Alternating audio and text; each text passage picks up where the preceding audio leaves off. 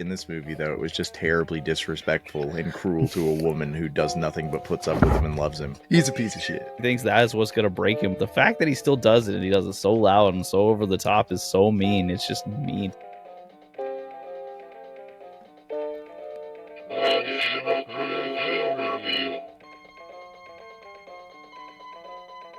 You get bad breath when you've podcasted for a while. Put your hand over your mouth, breathe out, and you can smell it. Welcome to Additional Crew, the spoiler-heavy review show where we choose whatever random film we want to talk about. This episode, we bring you a law student starts working as a night watchman at the Department of Forensic Medicine in Copenhagen. His mad friend gets him on a game of dare that escalates. As a serial killer's victims start piling up at work, he becomes a suspect. I am, of course, talking about Ole Bornedal's Nattevagten. Of course. Yeah, that's in its original Danish tongue. Or Nightwatch, as those of us that rely on English, such as myself, unfortunately, would call it. So I will make this disclaimer. I'm going to butcher these names, and I'm going to try my best with all due respect to everybody. It's almost like they're not even in English. How dare they? It's you know, if I were to be bold, I would say it was their fault, but it's not. It's my fault. It's a film that takes the effervescent nature of Copenhagen and kind of flips it on its head to show us a story about where all our bodies are going to end up. This is a movie set in Denmark, of course, and I already gave you this warning. Before we jump into all this film, we'll talk about that momentarily. Of course, I'm going to introduce my co-host here. This is Adam. Welcome back, Adam. Hello. VHS Goblin. How's it going, dude? It's good. I was better before I watched this movie. I'm all right. Just a little, I feel icky, but no, I'm great. It's fall in Oregon, you know. It's just moist. Everything's moist and dark. It's nice. It's my favorite. You're doing that that switch around to try to make sure that you don't get that seasonal affective stuff happening this year, you know. And it's been gray for a couple days now. I just think that that's my normal modus operandi is that feeling, and so this is just warm blanket weather to me. No, it's great. There's so much less expected of you when the sun goes down at 3. You know, I think I'll say this. I enjoyed it a lot more when every car light that I have to drive around wasn't completely blinding me. Yeah, back when they were lights and not fucking LED spotlights. Yeah, I drive a little compact, right? And so every headlight is directly at eye level, no matter if they're coming or going, you know, and it is so hard to drive when there's no lights around. And it's just these cars blinding you. Sun demons. Nobody in my family can drive at night anymore. It's bad. You get old and the eyes go, and then those lights cause little flickers everywhere. Anyways, Nightwatch. 1994 was a movie about headlights, and when they switched, a guy went crazy. It's actually, if you check out the cover of the new Arrow release Blu-ray collection of both Nightwatch and its sequel, that is the headlight cover. I want to show this for the people who may be watching the video. See, look, it's a headlight. Anyway, so Nightwatch, as you said, is a movie, but it is a movie about a college student that comes in and takes a job. He works as a morgue. He's just essentially a security guard to make sure that none of the dead people are getting up and walking around. And the movie in itself is about the location as much as it is about the people, I feel. But before we talk about that, we should talk about what sort of movie it is. It's a mystery thriller film where it's kind of like a whodunit cat and I don't want to say cat and mouse because you don't really know who it is. And it's got some twists. It's got some turns. It's got a lot of intrigue. And it's most directly compared to a lot of Hitchcockian thrillers, which I don't know how much of a genre Hitchcockian is, but I kept seeing these words everywhere. You know, usually I would just say psychological thriller, right? Yeah. Okay. Hitchcockian. I've never heard that before. What a good word. I was seeing that all over the reviews for this film. So not once did I see a portly man turn to the side and have a line drawn on him, so I don't think Hitchcock had anything to do with it. But I do understand it's got the eeriness to it, and also if what you're referencing to is the set piece is almost a character that Hitchcock would do in a lot of his movies. Yeah. I assume that the top-down views that some directors use, a lot of directors use, feels very Hitchcock to me because he did that in his films quite a bit. Yeah. And this one has a few of those shots. So this movie is about a college student that gets a job I just assume for the money at this point. I think they say it in the beginning, the He's a reason law for it, but student during the day, so he can, I don't think he can get like so he had to get an overnight job, and he decided he wanted to watch dead people all night.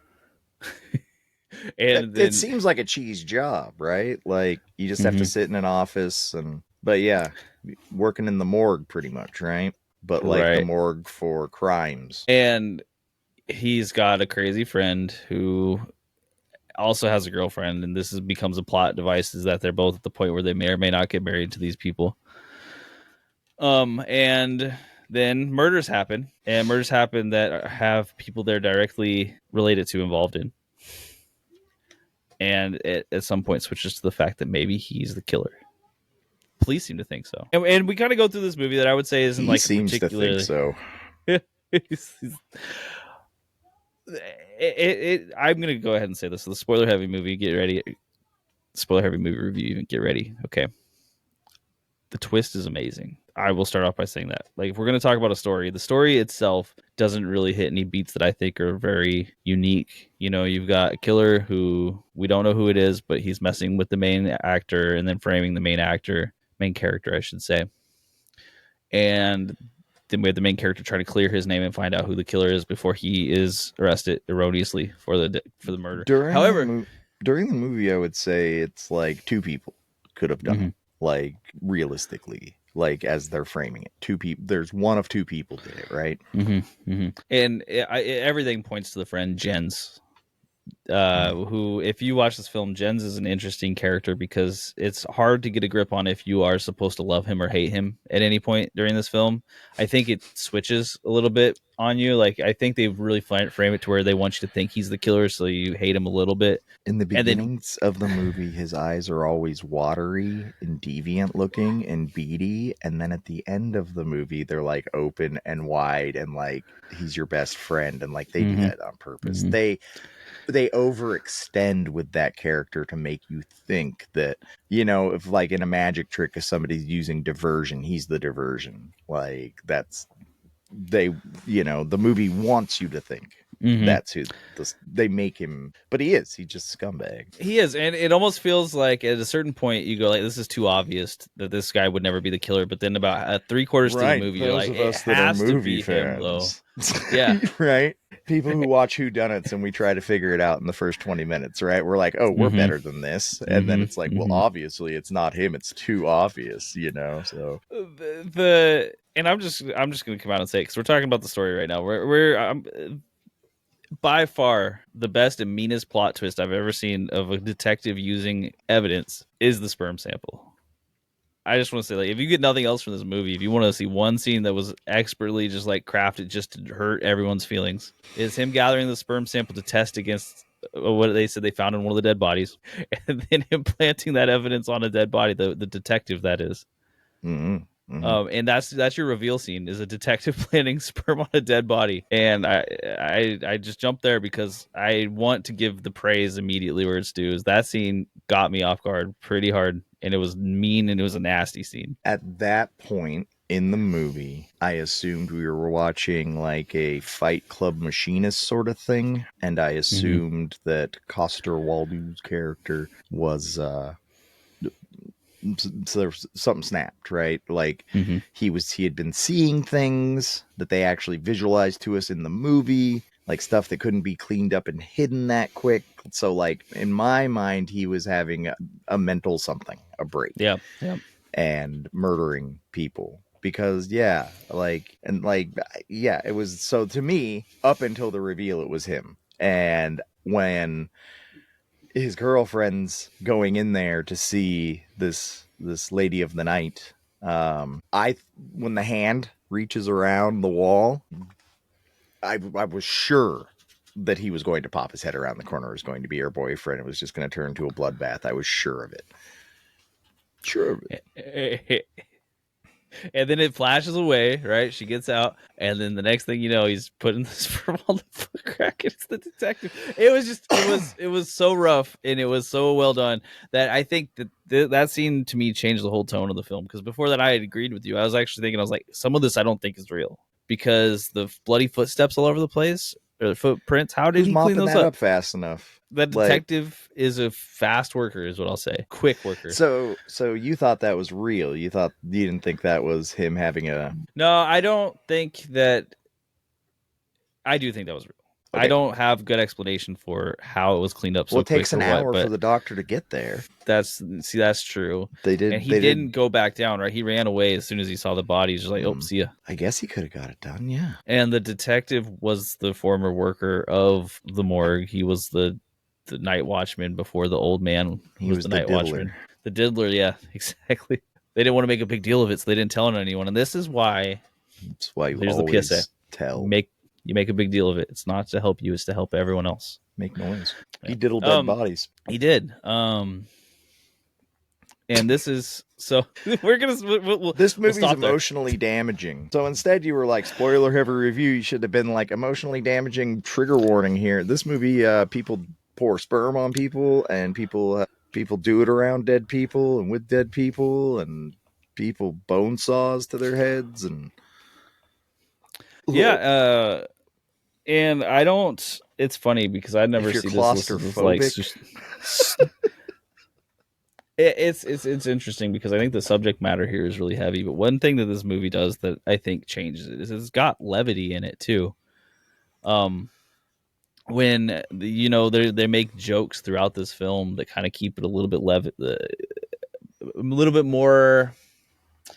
The jokes disgust me. The most of the jokes are pretty bad, but not because of the joke. The fact that they're even trying to bring a lightheartedness to the situation that they're in. And at the end of the movie, when all of a sudden they're all getting married at once, and he goes, "No," and the whole crowd laughs, and it's like an episode of Friends or something. And I'm like, what are you doing? You just ruined my brain. And then this is like... I felt stabbed. I felt stabbed at that moment. I was like, what are you doing? There's been nothing funny about any of this.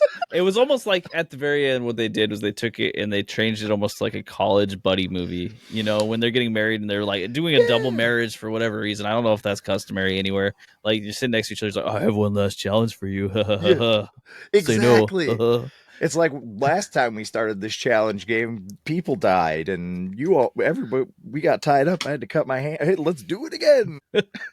And it gets so much worse because Lottie. Is that what part 2 is like? Is it like a Weekend at Bernie's, but like with these guys? They bring out Vormer and they're like, "Look, it was him, but he's just a dead guy, at this point." And no offense to the actor, he did die last year.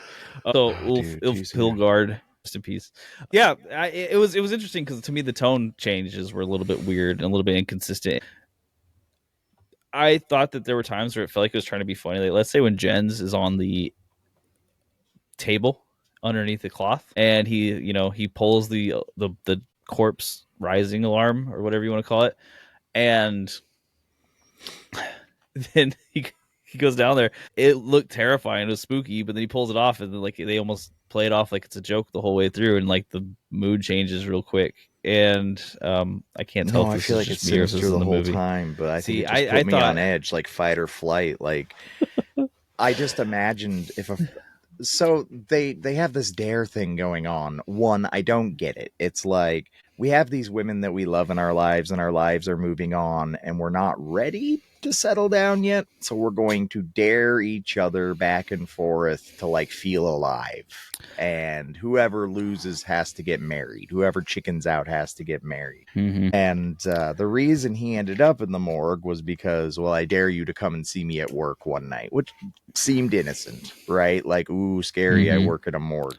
So like that's fine, but like the whole dare premise to me, like I don't know if that's a cultural thing or it's not a sign of the times, because I was definitely... You just didn't dare each other to do like relationship breaking, world ending things. Yeah, that was the part that got me. I'm like, these dares aren't as much to dare you to do a thing, it's to dare you to hurt someone that you care about. Yeah. It's like, okay, well, I dare you to cheat on your girlfriend. Right. And not only to cheat on your girlfriend, but cheat on your girlfriend in a public place where people are looking at you and seeing you, and you're not being coy about it. So and now everyone knows. Your friend who is friends with your couple, your couple group of friends, And like, you're going to live with that for the rest of your life? Like, right. Yeah. No joke. knowing that you were gross like that is like cheating okay there? Yeah. So like they're messing with their whole relationships through these dares. And I don't know how much we want to get into the diner scene, because the diner scene itself is in general just really dark. And that's played off in a way that I don't think gives it the like weight that it needs to, because Joyce is there and Joyce is I in a think it bad mood. absolutely does. See, I don't know who you've been talking to, but generally the idea of like, you don't know how far dude's willing to take it, right? That's when you're like, and he's that's probably the killer, and right? the whole Like, conversation. I think because the content of this scene was amazingly dark, but the framing didn't feel as dark. And I was wondering if this was like on purpose to make you feel kind of like this juxtaposition of like, okay, so this friend is doing this dare, but it is going places that nowhere should go. right. And they're almost She's making a joke of him like bribing the waiter and everything, like it's it's filmed with levity, but the situation itself has no levity in it because she's upset. She's clearly in a bad place. She's almost crying, right. and he's And offering her unbeknownst to money. them, her friend just got murdered. Yeah, and she had to identify the body like right before that, of Right. course. And this guy Jens, the friend, is saying stuff like, "I own you tonight," Right. It was an incredibly dark scene. It was just like, this is not a dare that's for fun or for friends anymore. This is No, and then he's like, "What's the weirdest thing?" Like, one, when you have a stack of money and you start offering people money to do things, here, drink this whiskey, I'll give you 100 crowns, or and you just keep pushing somebody, and then you're telling somebody you need to tell me I love you and that I'll believe it for me to give you money. Like, it just was so gross. yeah. It was nasty, and that's exactly when I was like, okay, at this point it's getting hard for me not to understand that they want Jens to be seen as the killer, but also he's acting like a killer. Yeah. Also, he's just gross. Yeah. Like, even if he's not the killer, he's still bad. Like, he's not a murderer, okay, but like, he's still not like somebody that should be getting married or having children or being allowed in public without somebody with him. Well, Like, you're abusing a sex worker in public and you think it's funny. well, and it's bad for both of them, because the Martin, main character, didn't really consent to any of that either. Like he did, but he didn't. Like, it just started happening there, He and he's in consented by public. existence, man. At any point, he could have just been like, "This is no, I You're draw not the wrong line about here." that. You're not wrong about that, because they were clearly in power here. So there's no like dynamic that works that Joyce isn't the actual victim of this. No, But Joyce the is the whole victim. situation, The whole movie, poor yeah, girl. yeah, seriously. She's, if any, ladies in this movie are not treated very well. It's I think where I think you should start that off with, no matter what, if it's the relationship. Yeah, and these are caring the about good them. guys we're talking about. Yeah. Which is a good way to frame it. These are the good guys. These are the guys who talk about Hans Christian Andersen having a wank diary. The line there. I heard that Hans Christian Andersen made a mark with a pencil in his journal every time that he had a wank. And he's like, that can't be true. Why not? There wouldn't be any pencils left. It's like, That was pretty funny. that That part was pretty funny. I was like, but that was before stuff got really icky. At that point, it was just two blackout, belligerent friends who got in a bar fight, sort of thing. Now, because before that, the only thing we'd seen that was worrisome about them was the casual Pakistani racism, which this isn't my culture. I can just say that it didn't feel good. I can't. There's no culture where this makes a lot of sense to me, but whether the racism or casual, just never good, No. But it was one of those things. Like, obviously, go back and watch some 80s TV from this country. It's the same thing. But gross. Yeah. Yuck. Things don't age well. No, turns out ignorance never ages well. It certainly doesn't, which is funny because you have that ignorance, but then you've also got things in this movie that would never have flown in an American movie around the same time, like when Martin. Right at the beginning, there's Wiener. That's what I was gonna say. Martin is hanging dong right at the start, and that would have been an immediate X rating, no matter what. You throw that at the MPAA in Texas, they'd be like, "No, you can't show that. That's disgusting. That's ungodly." So the gentleman who played Martin, who is the security guard, I think in popular culture, most of you would recognize him as Jamie Lannister from Game of Thrones. Almost so you have seen his hog before. just in a different context. Yeah. Same hog, though, I'm pretty sure. I would imagine so. I don't. But it's fun to watch this because I think this is his first major role. It might be his first role of any sort, but this was his Feels first like major it. role. Yeah. This movie's old. Yeah, 94. That is 31 I was years a at this point. freshman So in high school when this came out. see, I was And look 4 at years me. old. I'm melting. Yeah, I try to think about this because one thing that it got for me was that I think all of the subject was incredibly huge the whole way through, but the atmosphere didn't feel as dark the whole way through outside of the morgue, because it felt like to me like they were framing a lot of the friendship shots as friendship shots, even though dark things were happening, and that might have been the juxtaposition to make me feel uncomfortable. I think anytime I watch a movie from a country that I know is a socialist leaning country and they have things better than me, you see lots of people riding their bikes to and fro work and people looking happy with their lives, and like nobody's really struggling, even if they're actors or yeah, it just kind of paints that feeling. So for me, it's hard to see anything of that as being sinister. It all just looks nice. Yeah, and I also think that the delivery of certain lines at certain points, the self-aware like bad movie lines, and the close to fourth wall breaking like lines where they talk about American movies and how this would go. They even say at one point that this movie would be called Night. What was it called? They said it would be called Night Guard. Night Guard, yeah. Yeah, and that's where I think the tone for me is a little confusing, because I'm like, well, are they just bringing levity to it, or was this supposed to be a lot brighter than the situation would have allowed it for it to be? I think that when we talk about sense of humor, when you go to different places, there's just a different delivery system of humor in different cultures. And like I was telling you before this, like I know people from that part of the world, and they are cuttingly funny, right? Like their jokes are almost, it's like German humor, right? Like the humor's very on a platter in your face, not actually funny. And I think that's what's supposed to make it funny. Like, the absurdity of it. Well, I don't know. I come from Canada where it's just dry British humor, right? So I know sarcastic humor, and it's not that. It's just like dry cut. It's dry humor for sure, but it's like cutting at the same time. It like hurts you, not in like a cringe humor way either, right? right. So but it's painful. Yeah. This one, like the humor just was so almost, it was miserable. it was miserable, and it was like self-deprecating towards the movie itself, that those come across, at least here when I seen a movie here, as like self-aware campy almost. But and there could be not something lost in translation too, because I'm reading words on a screen while these guys are acting, and I can try to line up words and mouths as much as I can, but there's probably, my ignorance probably lost a lot in the delivery of things. There may have been, maybe the tone of their words and things were like really playing into that fourth wall coming down, like the nods and stuff, but I wouldn't know the difference. I can't tell intonation of voice in foreign languages. I don't, no idea. Well, and I'm trying to think, because we looking over this Danish, I'm looking at Danish horror, like just Danish movies in general, just kind of get like a better feel for it. So if you've never seen the Pusher trilogy, you should watch those. But those are very different, excellent films though.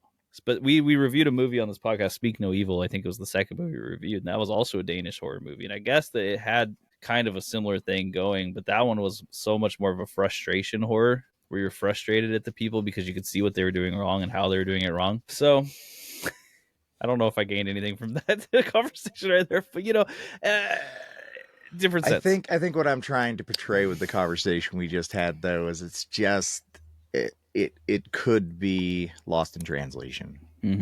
Some of the finer points of the humor. I think I have a good understanding of the movie, like, and I have a good, like, when I read a movie subtitles, I learn even more about it than if it was in English, because I really pay attention. But yeah, either it was parts of it were tasteless to be tasteless, or I was missing something in translation, and or things were obvious to be obvious, and I was missing that in translation because I don't know that the director realized how much of a home run he had actually hit with the thriller side of it, like how good it actually was, and he was trying to shore that up with something else, and then plausible deniability after the fact that I don't do art and I don't care, because you were saying earlier the guy doesn't do art. Yeah. So if people don't like it, well, that was the point, right? Like, I don't know. You know what, and maybe this is the feeling that I'm getting. I think maybe you hit on it exactly right there. Is that I think that the parts where he went with the humor took away from what otherwise could have been just this completely dark and over the oppressive movie where you have this thing that not a lot of directors can create, these super oppressive movies. He could have hit Fight Club levels or Machinist levels of like there was parts of the movie that was that good. And he had those moments where you're just seeing it click.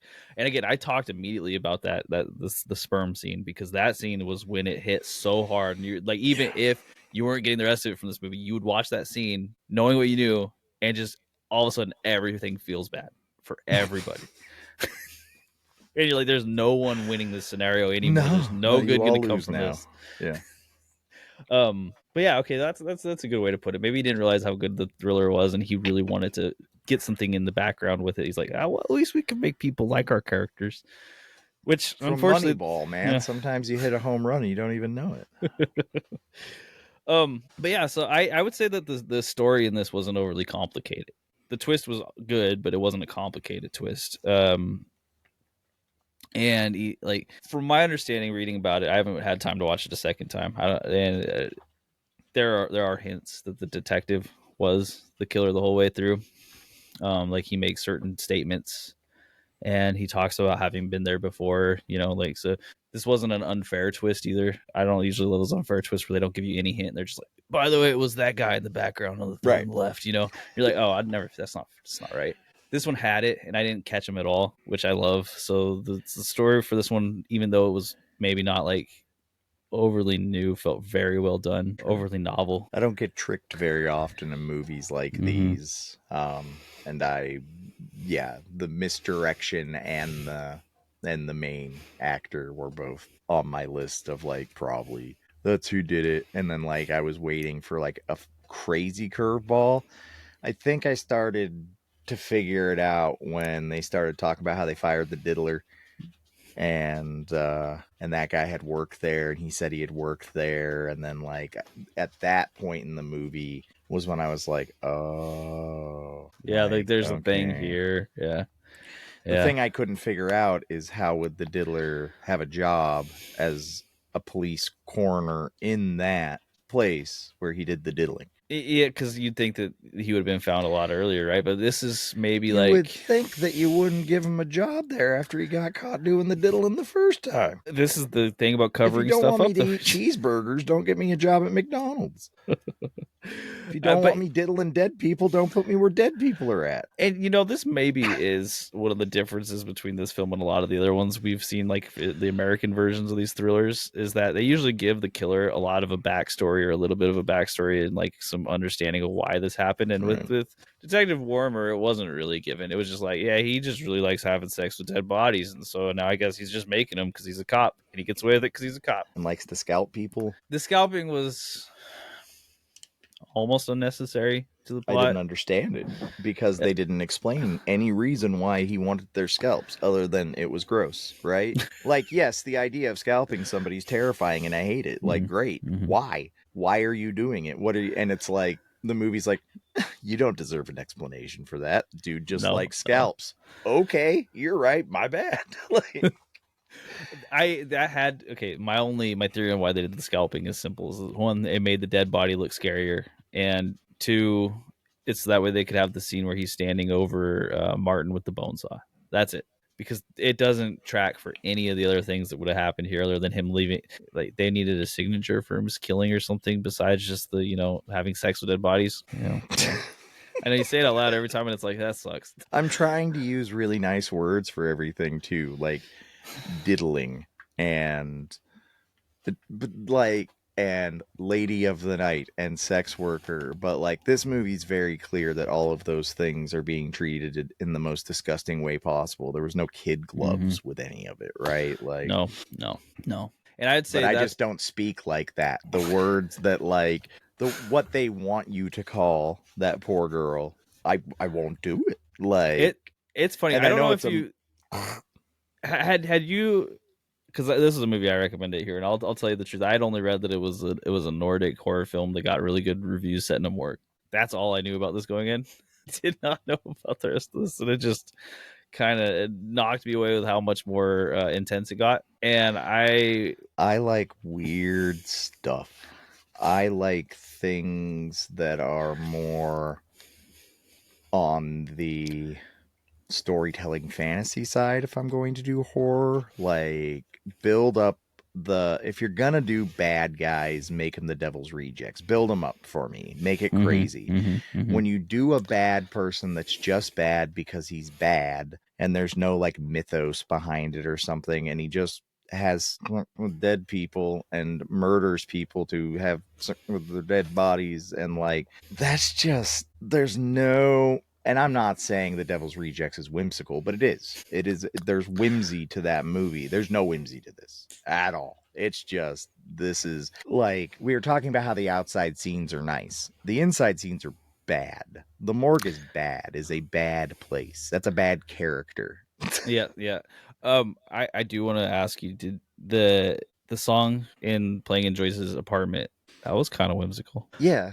I'm, in I'm in just like, like you have like a music box in the hall playing this song, and there's just like a decapitated small girl at the end of the hall yeah, okay. walking towards you, You're sort of right. music. You're right. Yeah, yeah. It was very Tiny Timish, but um I think that that scene was very, and Buffalo Bill.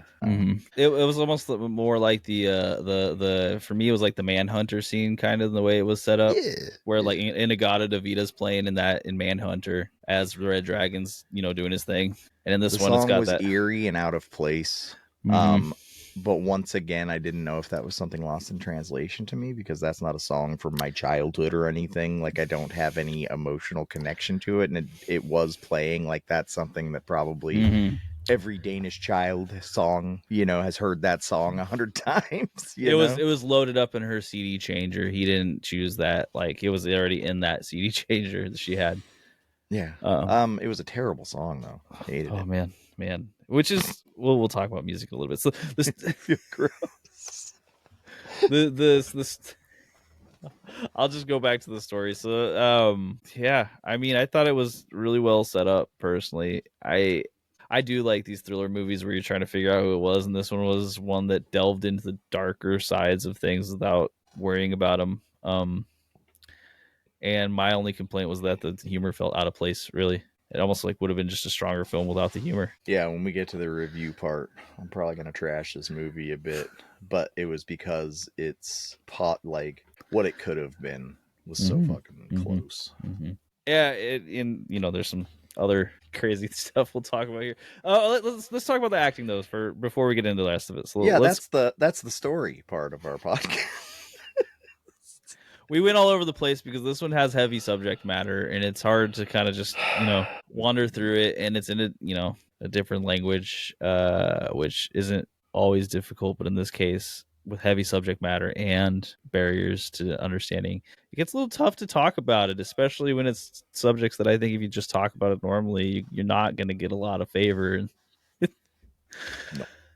But okay, so we have a murder mystery film, and to make any competent murder mystery film, especially one that has you guessing on who the killer is, you have to have, in my opinion, pretty good acting. So we'll start off with, we have Nikolaj Coster-Waldau, and I think you said his name a little bit different. I'm going to defer to you because you watch Game of Thrones and you liked him in that. And that's Martin. That's a big stretch. Okay, fair.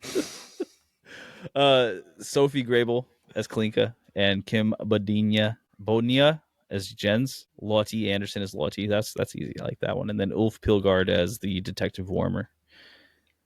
And I gotta give a shout out to Ricky Louise Anderson as Joyce. Yeah. Yeah, I so gotta those give are a shout out to Kim. Good actor, man. my goodness. I think that the acting in this film was actually all really well, and I've talked about this before. But when there's a language barrier, it's hard for me to tell like what intonation on the words is. It's almost all about the physical acting, and the physical acting I think was just great.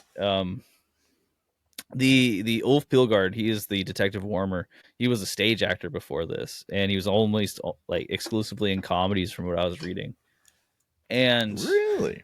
yeah, I thought he did such a Nothing great funny job. about this guy. No, but I've always heard that there's this like thin line between comedy and horror, right? It's like it's just all about using timing to either make someone laugh by subverting expectations or to make someone scared by subverting expectations, right? And He really liked his lower teeth. sure did. And the Lots pensive of close-up shots on his bottom row of teeth. There is that shot in the morgue near the end where they zoom in on his face for like a full like 30 seconds, and he holds his face so well. You don't do a zoom in on someone's face like that unless you are confident that they cannot break character and not break that moment, and he does it. And for me, that's all I needed to see from this guy to be like, okay, he's got it. He's in it. This is great acting because he doesn't break character on a zoom in on his face in a dark moment where he has to remain looking evil without being comical. Evil's once again strong. I never really got an evil vibe from him even at the end, right? Empty, devoid. I'm not sure that's evil though. I don't think he liked anything he was doing. He didn't act like he liked anything he was doing. See, I got it after. Was he deriving pleasure, you think? I think after Kalinka showed up, and he knew now that he had two different people that he had to deal with. That kind of changed the way he was acting. Because before that, I think he was just like, okay, I'm going to cover my bases. I'm going to get you. That'll be good, but whatever. And then once Kalinka shows up, he's like, okay, well, all bets are off. Now I can be myself. And that's when I feel like he changed a little bit. And then it was right before he went to go see Rolf and then took him out with a baseball bat. Tied up Jens and had the funniest line I've ever heard in a movie. You ever been killed? Yeah. Just like, what did you just ask him? Fact, but that's why it's devoid though. You ever been killed? He didn't seem like, I mean, that's fair. You have you ever been killed before? You ever tried getting killed? I think it was. He plays a good psychopath. If that's I guess that's the word we'll use for it. Mm-hmm. I understand that being somebody with mental illness, I understand that there's a wide amount of mental illnesses that can make you do these things, but there was unconnected cables. Mm-hmm, mm-hmm. Oh, for sure. And this is again his complete lack of empathy for anything he talked to him, even when he was trying. So this actor is working alongside Martin, and they're talking. He's talking to him about the cases and what he's working on and all of these things. And he could have been reading a menu at a coffee bar. Mm-hmm. He probably would have been more excited about that, right? Mm-hmm. Like when he's like, "Hey, can I can trust you, right? I can trust you." Right? And he's like, he scalped him. That's how we know it." It's the same guy, and he just doesn't look like he cares. Which is probably the greatest sign that he was the killer the whole time, because he was the only one who would trust this guy without even caring. He's like, "Yeah, I know I can trust you. I know I can trust you." He's like, "How do you know?" "Oh, because you're the one who did it." Yeah, that makes sense. Yeah. The actors were great. Lot really liked her. Especially the scene when he goes to take communion and pukes in the baptism. I forgot about that. Yeah. And then they're outside and she is tearing him a new one in her whole vestments. And her face is so unique and beautiful. I just thought that she had the most interesting face. But boy, she can play angry very well. She sure can. And then she yells and yells and yells, and then he says some scummy stuff and hugs her, and then they're fine, and I hate it. Yeah, because he keeps getting away with that. And it was great because, you're seeing all these people in the background watching her yelling, right, in her vestments. And you can tell that much older people. And she's still going to get the blowback on this one no matter what. So he's winning twice on this one. He got his thing. He completed the challenge. And now she's also blowing up and going to be made the fool of it at the end. Right. That is another one of those moments that made me feel like there was some levity in it, because that was his overacting the throw up in the chalice. See, maybe this is probably just me reading into a scenario now, because that's funny with that when you remove the relationship stuff. It's very buddy comedy. Yeah. It's like this would be a college comedy right now if you had removed all of the killing and the everything else around it. But yeah, Lot was awesome. It was just terrible. Actually, in this movie, though, it was just terribly disrespectful and cruel to a woman who does nothing but puts up with him and loves him. She's trying to get her new job. That's her trial. Yeah. It's so mean. He's a piece of shit. Yeah, it's so mean. It's like he challenges it to him, and I know why he challenges it to him, because he thinks that is what's going to break him. But the fact that he still does it, and he does it so loud and so over the top, is so mean. It's just mean. So we'll speak about Jens. When he does it, he does it. He's such a wonderful actor in this movie, because he is chaos encapsulated until he's your best friend. And it's the framing or something, because there's no way that they should make him feel heroic at the end, and yet somehow he starts feeling heroic at the end, and you're like, that's bad, because this is a bad dude. Right. Yeah. No, I did not feel the redemption arc. I did not feel like any of them were redeemed. I don't feel like any of them deserved the ending that they got in that movie. I think Lot didn't. Nobody got what they deserved. Like, it was all bad. You get to marry these two terrible humans, and nobody learned any lessons. No, and they make it very clear that they didn't learn any lessons in that last scene. They're very honest about it. Like, no one got anything from that. Ha ha ha ha ha. Which I need to watch the sequel, because I need to see if they point out this at all, because they have most of the original actors return and play the same characters. So, I'm going to watch it. I have to watch it. Yeah, I'm going to watch it and be like, okay, so they all just stayed together. They're happily married. That's going to be the end of this. But yeah, I haven't watched the sequel, so I won't comment on its quality. I assume it's not as good. Dare you? I know it's not right. I shouldn't be that pessimistic, but I do assume that. Yeah, Joyce's acting was phenomenal. Like, her scene at the dinner table was so business, then to like just soul crushingly sad in her face. And when the detective busts into her house and tears her shirt, and she says, "I just spent $300 or 300 kronen on this." I don't know what that equates to. It was just all really well done. The acting in this movie is something that I think she's supposed to be 17. Yeah, 16 even. So that she lied about her age being 17. I guess we forgot the built-in that. Another not great part of it. Like a word I didn't even want to say. Like, disgusting. Yeah. So his friend made a 16-year-old blow him in public at dinner on a dare. Cool. You ever do that to me, 1, we're not friends anymore, and 2, I'm telling on you. Dude, that's all I could think of during that scene is that, like, and it wasn't shot that way. I'm like, everyone is committing a crime here. If any one of these guys, like, it's all bad. Like, this is like, look, if you get let off with a public indecency charge for that would be like the best case scenario. You're raping a child in all of it in public at a dinner table. Yeah. Yuck. Not great. So these are the heroes. These are the good guys, and they act this way. So it's pretty wild, because they do go through a whole level of emotion. We got mistaken that neither of these two were the murderers, because obviously they're such high quality individuals.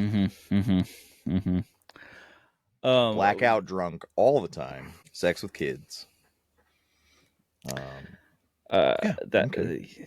Murdering and necrophilia just seem like that would just be par for the course for them. And so I'm trying to formulate this question in my head for right now. How, because we're supposed to feel like Martin is getting framed at some point.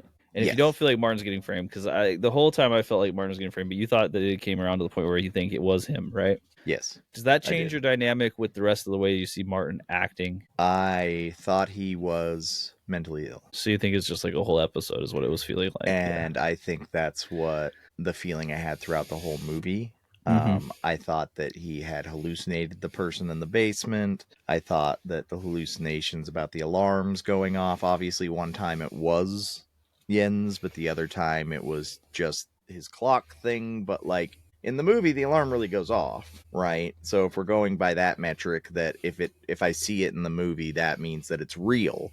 Well, it really went off, right? But those things seemed unlikely to impossible, right? So I just thought, like, and I've been through it enough in these kind of movies where a psychological break is the bad guy. And so I think my bias, probably that's why I just lean that way with it, that like, yeah, he almost seems like a good guy. Like, it's close. He's almost a good guy. There's stuff that he does that's irredeemable and he should be in prison. But like, he's almost a good guy, right? But yeah, I just assumed that the red herring was a red herring because it was so obvious. Jens was so It obviously was the too obvious murderer, the whole way through. Yeah. right? It's like these ladies of the night are dying and he's hooking up with one he met at a bus stop. And like, how did that connection happen anyways with the guy that works at the morgue with the other guy? Like, who spider webbed this all together? And like, it was just like, it just seems like it makes sense and his friend's gonna drop the ball on him and like, you know, for all the murders. And that's what I thought was going to happen. Like, um, yeah, no, I was pretty sure.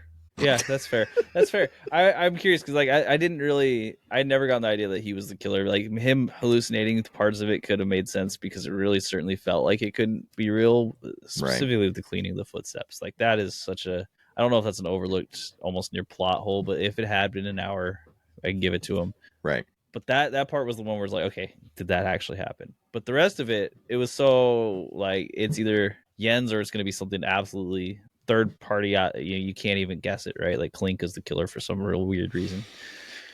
At that point, that anything other than those two, in my mind, the movie was going to be bad because they were just going to shoehorn somebody in, and like, I don't like reveals like that. But like, nah, it got me. It got me, and it was done in a good way. I thought the whole time Wormer was on to Jens and knew Jens was the bad guy and was like just collecting information from Walter because Walter was best friends with him, right? And like, perfect situation for him to get him. Like, I didn't get the feeling that he played a good scumbag. See, the thing is, I know that guy's a murderer now, and after I saw how creepy he is post the beginning, like, it's hard for me to look back at it and be like, he was like the most trustworthy guy in the movie though for a long time. Like, you felt comfortable with him. Yeah. Like, he felt safe at work when that guy was there, you know, like, oh God, thank God this guy's here. I guess that should make it pretty obvious, right? When you look back on it with 2020 vision, you're like, yeah, the guy who they pointed out was the good guy the whole time. You were absolutely sure he was the good guy because he was the detective. He was the one looking it up. Of course, it would be that guy. And he was so nice to Martin. He was. He's like, I know you didn't do this. I know somebody's setting you up. Like, we're gonna get you out of this. And like, I'm thinking he's going crazy at this time, and I'm like, man, this guy's really trying to help this guy. Every single time, I was like, I can trust you. I know I can. Can I trust you? Yeah, I can. I want to ask then with Jens. So Jens accidentally saves Martin by giving the wrong name, by saying that his name is Martin and that Martin's name is Jens, by trying to screw his friend over.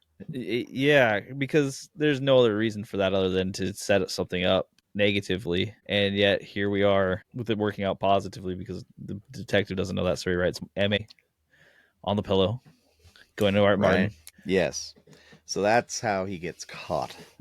Everyone is he takes, so Kalinka's in the room, right? Kalinka comes along because Joyce has been calling their home and asking for Martin. Well, she thinks that Jens is Martin, and she's calling him for whatever reason. And so she ends up meeting with this girl and getting the whole story. The girl goes to her acting class or study or whatever it was. She's doing Mesfito.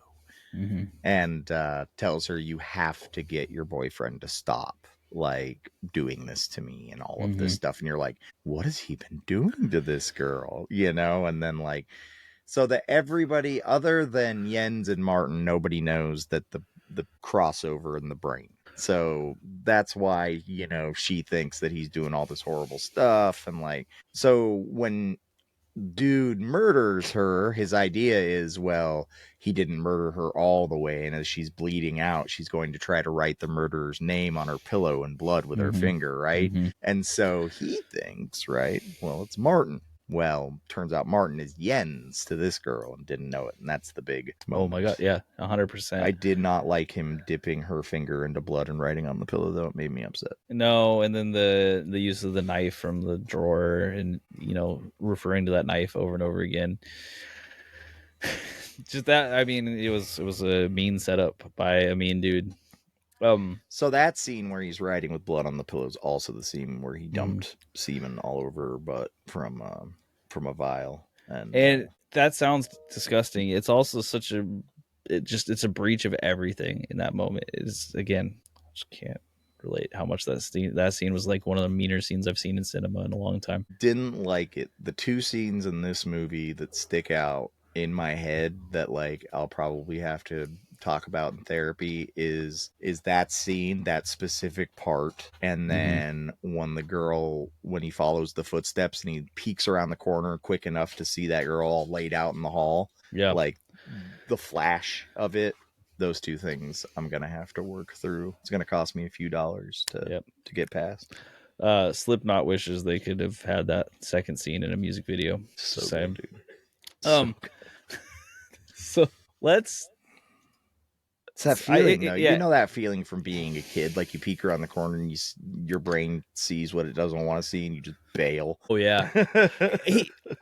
No, this is a perfect time to bring it up because the physical acting of Martin is so good. Oh my god, this is an actual person who they thought was dead and is now alive, and they're suffering and just wandered down the hall. My instant reaction was run to that person and try to help them. Right? It's like, this is a medical emergency. This isn't a zombie. Like, what is wrong with you? Like, this is real life. Like, that was my first thought. And then you're just going to let her lay on the floor down there for an hour by herself dying when obviously she was like trying to save herself. Like, that grossed me out, honestly. I was like, who wouldn't run up to try to save that person? No, 100%. He was going with like, I think his like default programming, like listening too hard to the rules of the job, because they were like, don't touch him, don't do anything. You're not supposed to go down here. You're only supposed to call the doctor and wait.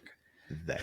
I hear you. I hear you 100%. The when he is first turning off the lights in the morgue, I think the first night where he's working alone and he runs away from it like a little kid. I just want to bring that up in the acting area. Martin's physical acting during those times where he was scared of the morgue was very well done, especially, and then like eventually that when feeling all of us had as a kid is exactly how he acted it, and it was perfect. Perfect. Okay, so the acting, I feel like we've hit pretty well. Let's move on to this next section here. Let me hit some buttons. 5 things you likely did not know. This is gonna be 5 total because we got a little bit of mixture of us doing these things here, because you know what, Danish movie, you get what you get. There's just a lot of things. You know what? 5 things I didn't know. All of it. Every part of this.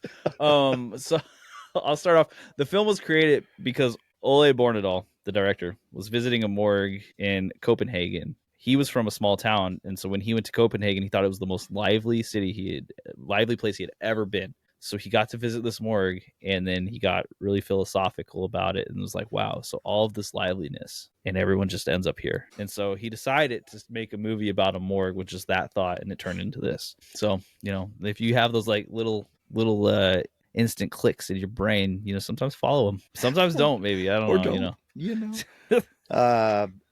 So we keep talking about and referring to the sperm scene because it is so visceral, I guess, or transformative.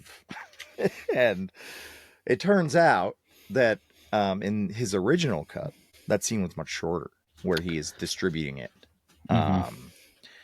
The audience was so turned off by this and disgusted by it that he decided to make it much longer. This all just makes so much sense, because it's the mixture of like the ultimate violation in multiple ways, and then you're also adding in like biohazard, bodily fluid, just things that no one wants to see, and then you just put them all together in a scene, and it's going to hurt. And it hurts people, and you're sadomasochistic, so you're like, well, you can watch this for another 2 minutes. Congratulations.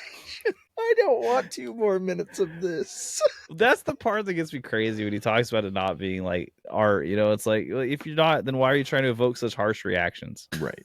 I don't want to correct artists about what's art or not, but he doesn't get to say that what he made is an art, because it is. Sorry, bro. You can be as nihilistic about it as you want. The film, this is fact number 3. I love this fact. This fact is crazy, and it probably hurt someone, unfortunately, ultimately. The film actually led to a decrease in the amount of organ donations that were received in Denmark after the movie came out. This prompted a professor, Martin Muller, to state this. The movie Nightwatch has certainly not had a positive effect on us. I don't know what people imagine, that we should be sexually interested in the dead and want to lie down on their bed. That's a crazy fantasy that has not the slightest hold in reality. This is statistically true that this movie led to a decrease in organ donations, and they had to go out and constantly say that morgues aren't this way, guys. This isn't what's happening. Prove it. Yes. But like a movie that has an impact on real life, that's pretty. That's Jaws level. I think that there's this feeling that when you die, you're no longer there and your body doesn't matter anymore. Mm-hmm. And nobody really looks behind the curtain at morgues and stuff very often. If somebody very important in your family dies, you do a viewing or whatever, but that's about it, right? Mm-hmm. Mm-hmm. Once you pull back the curtain of how much time and intimacy outside of being gross and like things that people are spending with this body who was somebody, I think that people probably felt really naked and really unprotected when they watched this movie, and yeah.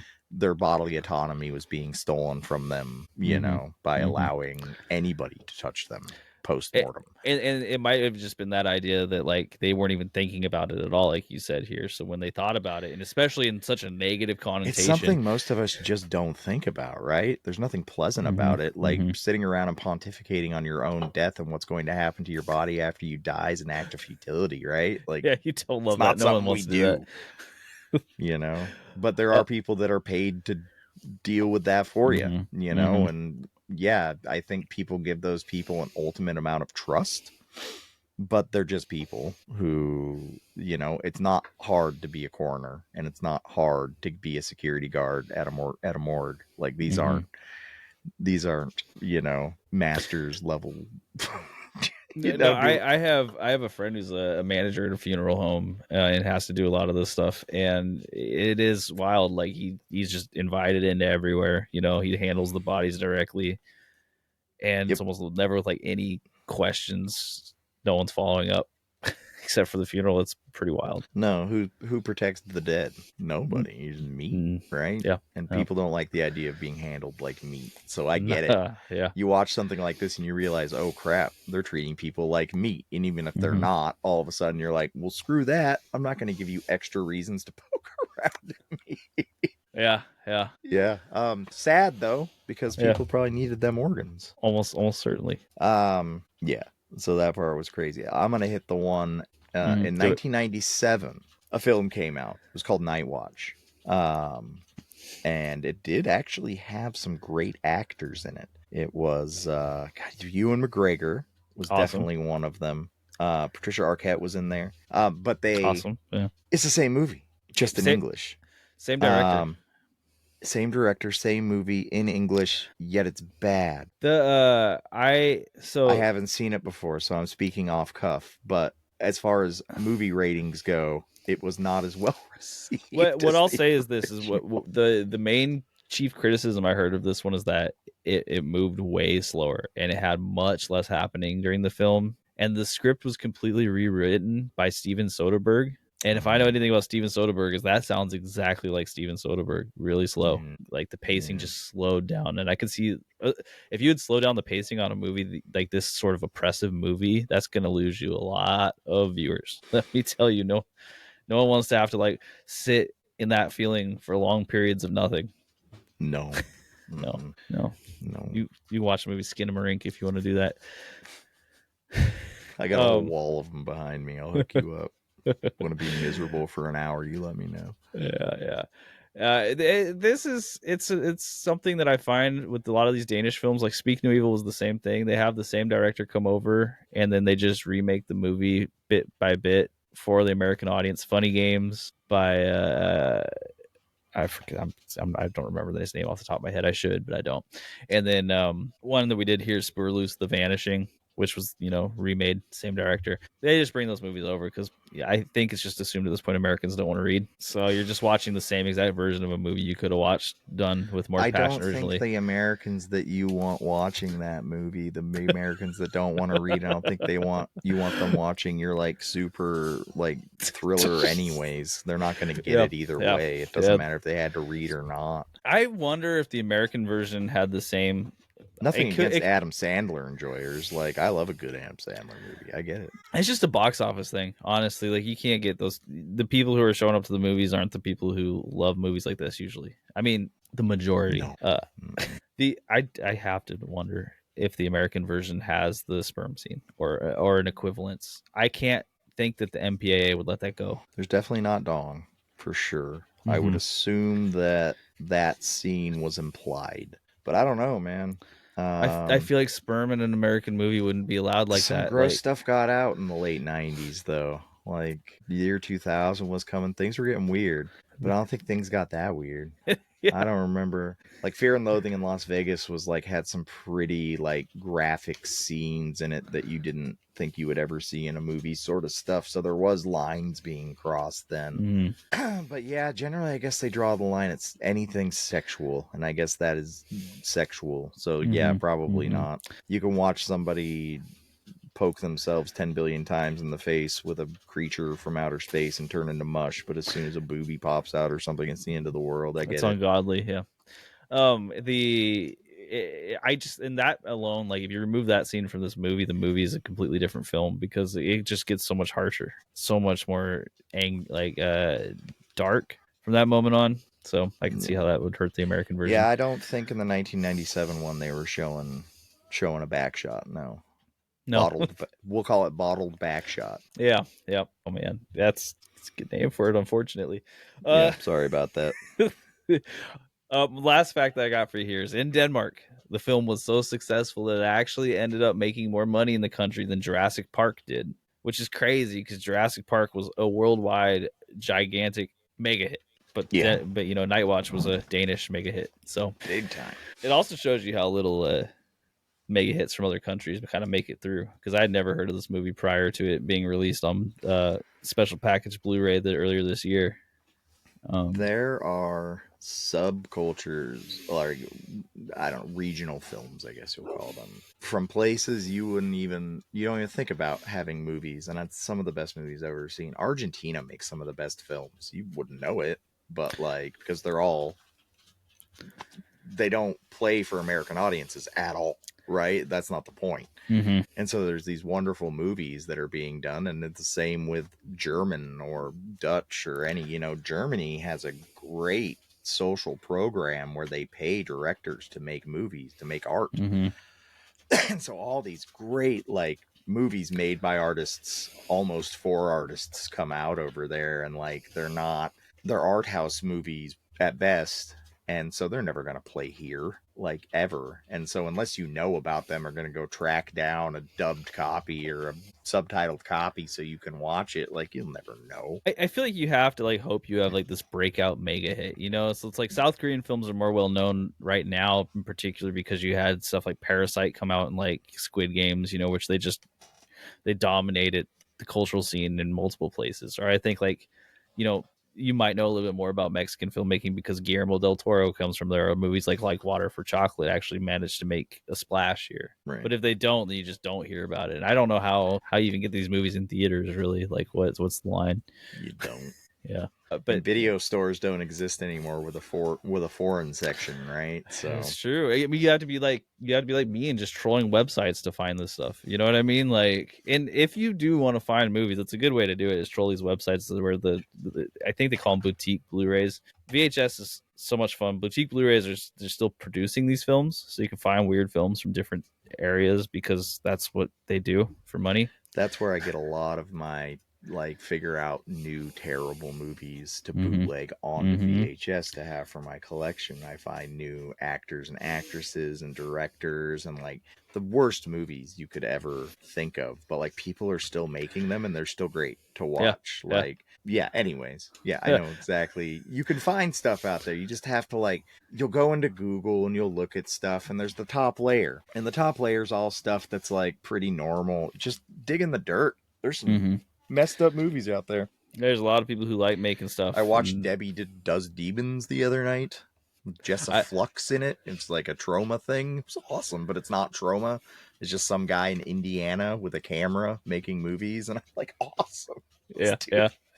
Heck yeah. Well, you know, you can find a lot of creativity. Like if you're mad at people making, you know, nothing but sequels and remakes, trust me, that there's more out there. There's real movies. There is movies happening, low budget, schlock, like bad movies that every one of them has a chance to be awesome. Yeah. Like this, I'm not saying the scripts are bad. I'm saying that there's just it's hard to tell a story when you're doing it for free, because a lot of these movies seem to be running on a damn near free budget.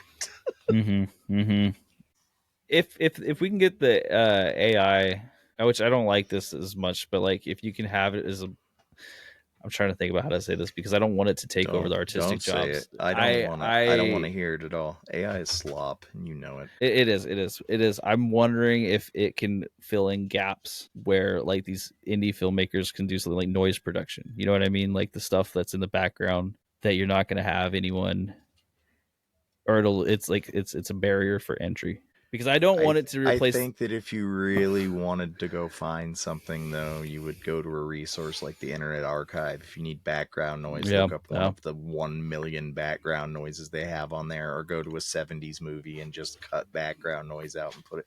I think that there's a lot of creative answers that can add whimsy to things that can be done. And I think as soon as you put it into a computer and say, I want you to do this, all of a sudden your idea is not your own anymore. And it's going to show you, oh, here you go. Here it is for you. And you'll instantly go, well, that's good enough. Right. With no real work done on your part. And then you're just putting more slop into the work. I liked AI for a minute because I felt like it was giving me creativity and a thought process and like helping me with my life. And as I kind of took a step back and looked like, what is this doing for me? It was creating what I wanted to hear in the way that I wanted to hear it, and telling me all of my ideas were good and everything I was doing was good. Oh, and whenever I asked for something like, oh, let's build an image that looks like this, or let's do something like that, it was never what I wanted, but it was done and it was there. Right. So it's like, am I gonna wait an hour for somebody to cook me a steak when the cheeseburger's right in front of me? No, right. You're lowering the quality. Oh, look at me, I'm consuming slop because it's convenient. And I'm like, I don't want to do that. and that could make a point to what I was thinking. The idea I think I'm trying to articulate here is like, instead of using it to just create, it's like used to like do how they use CGI in the early like mid 90s to just kind of like smooth things to give them that actual production quality, as opposed to making it for you. And then at some point we tipped over the edge. Oh man, just put some Vaseline on your lens. I mean, you know, and that could work just fine. I don't know. I like to hope that there's a creative version of it. The idea that creativity is being killed by automation. Yeah. I'm not an AI fan. But really, like in any asset form of it, like it's gross that there's AI music out there. AI music videos there's are garbage. AI like there's bands that don't exist. Yeah, and they're like people listen to it. Well, you know, the cynical part is that they get pumped on of course they do, the platform to make money for the platform specifically. Of course, well, it's free for them.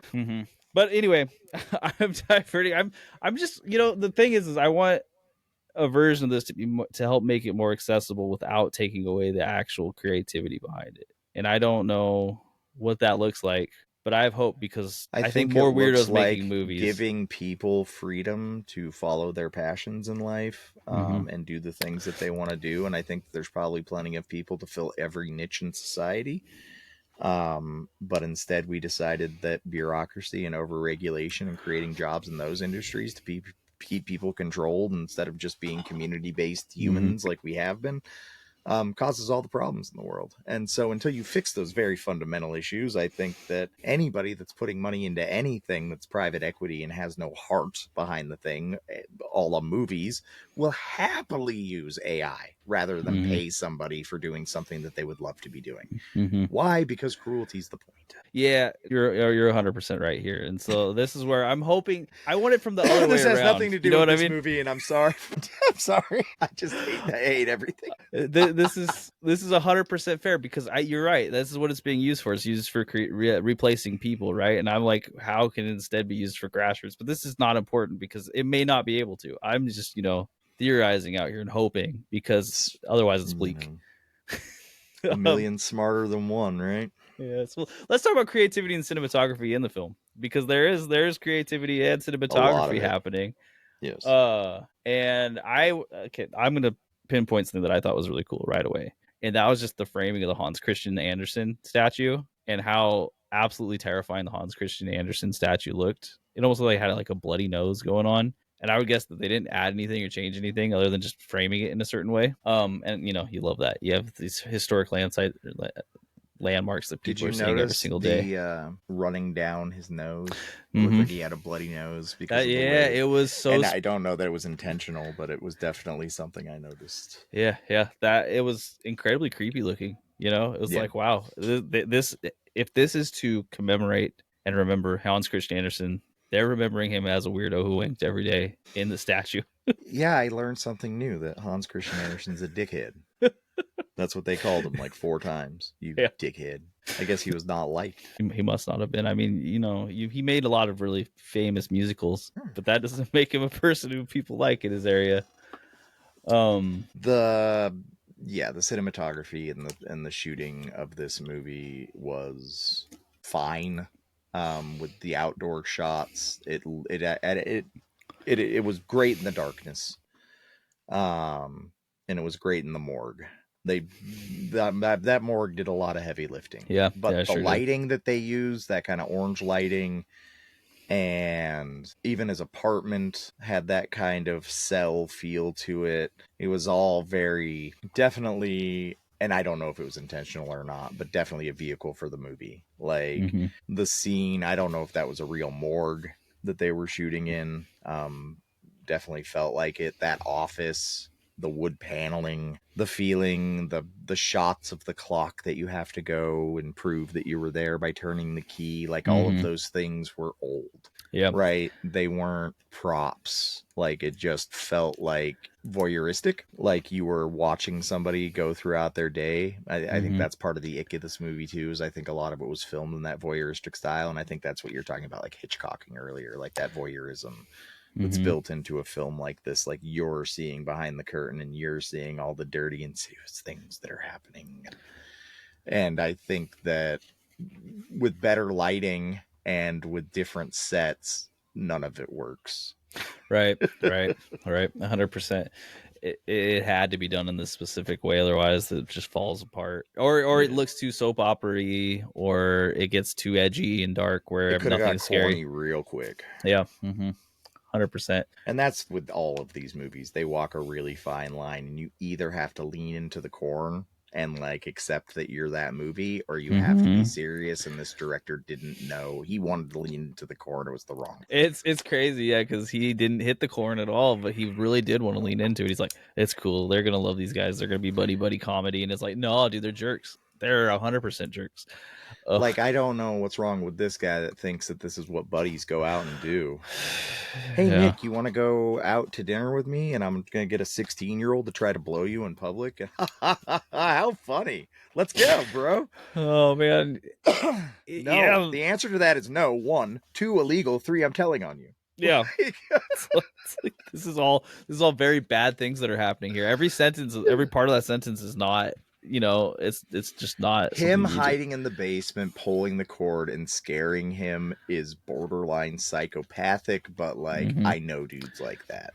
And so that I got, but I would never be friends with him again. I'd probably punch him in the mouth if somebody did that to me. But like, that wasn't a bridge too far for me. I was just like, yeah, this guy is as big of a dick as I thought. Yeah. Right. Yeah. Beyond that, when you start breaking the law and cheating on people that you love and doing like very extremely morally questionable things, that turns from, oh, this is a fun dare into you're really trying to wreck my life, and but they wreck both, someone else's like, life. nobody ever like it was just like it was normal, right?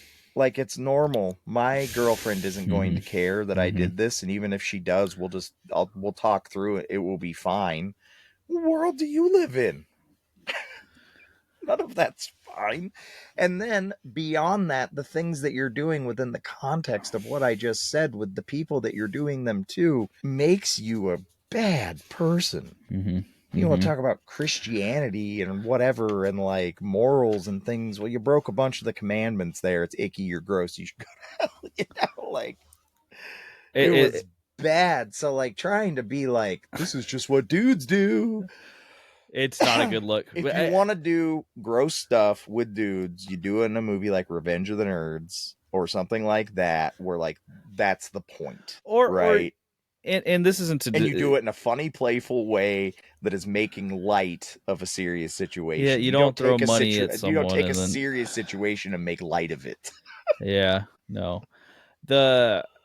Because like if you wanted to start this off with, they really should have even had them stand up for their girlfriends when they were getting harassed by the dudes in the bar. So if I'm in a bar and I'm married, but even if she was my girlfriend, if somebody I don't care who it is. So there's the two ladies are sitting in the bar and two men come in and they seem to be the neighborhood bullies or something, the tough guys. And the girls go to the bathroom. These guys come in. As the girls come out of the bathroom, these guys sexually and physically assault them. Grab their hair, touch them inappropriately, say, come to my house and get fucked for good tonight and all this. And they sit there and watch it. And they like. I would have been out of my chair in a half a second throwing a stool at somebody. You have to, even if these dudes are bigger and you're like imposed, you got to just as respect for the people they are, Yeah, that's why you grab a stool. They're bigger than you. Hit them with something heavy. If you want to make this at all seem like these are just dudes being dudes, you have to start there. Make them actually ever seem like they care. The only reason they say anything to those guys at all is on a dare because they think it's funny, right? It's the dare. The challenge is the only thing that got them to say it, and they still don't even. That nobody in that bar did anything is unreal to me. Like I can't imagine that happening. And then it's immediately juxtaposed with the racism. Because if I was in a place and that was happening to somebody and I was there, I'd make myself part of that problem immediately. It was frustrating. It was disappointing, and it starts there, right, where you're like, okay, so these guys don't care that much, and then they immediately make dares not only to they just immediately hurt their partners over and over and over and over and over again. And it's crazy that that's sent them home after they were just assaulted in the bar. No, you guys go home. We're gonna stay out and finish getting blasted. See, so these dudes being bros aren't ever really dudes being bros at any point. They're just kind of jerks. If you look at this from any perspective, where Lottie or Kalinka are the main characters and they're the ones who you should be rooting for, which that you should they are, and you should be. But if you look at it from that perspective, there's not even close to a good character in this movie. No, they have to be the good characters, the actual good characters have to be married to terrible people for the rest of their lives. Lottie did never do anything wrong, and neither did Kalinka, as far as I could tell. They both seemed like they were pretty chill. So they put up with a lot. easy. Like Lottie should have definitely broke up with Jensen over any of the things. Oh yeah, any of the things, even the intro, dinner scene. I don't like watching abusive relationships in movies, and that was an abusive relationship, psychologically at least. So Lottie was pregnant at the end, the actress at the very least. I wonder if that was supposed to play into it, because she wasn't the whole way through. So part 2. It's going to be called Wormer's Baby. And it turns out that she was actually in on it. And and that's Wormer's Baby. That's the new twist. I already figured it out. And it could be because it is about one of their children working at the morgue. It's got the wormer bug in it. Yeah. Yikes. Okay, so if the movie is that, I apologize so much. That'd be so funny. Because that would be such a ridiculous version of it. Like, the return of Wormer. It turns out they had their dare of their own. Which, at least if they did, at least it would feel more even. Shoot. Okay. The transition from Kalinka in the morgue to being under the sheets at her acting school was a great transition.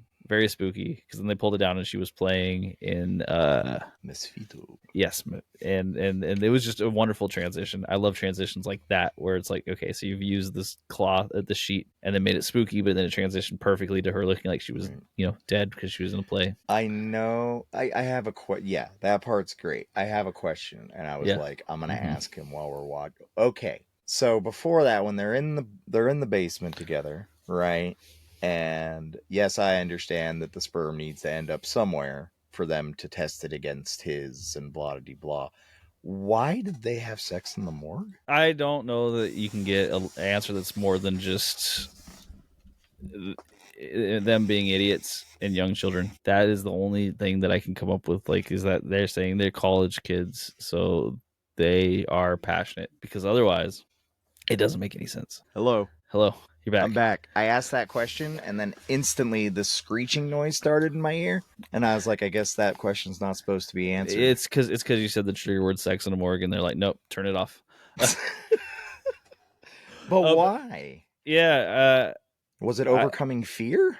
No, I think maybe it was that, but it was like they were two college kids with a lot of passion. That's the only explanation, because there's no logical reason why they would do it. Yeah, I know, but that's because I know that was another point when I was like, well, it could be him because he wants to have sex around dead bodies. Yeah, it's true.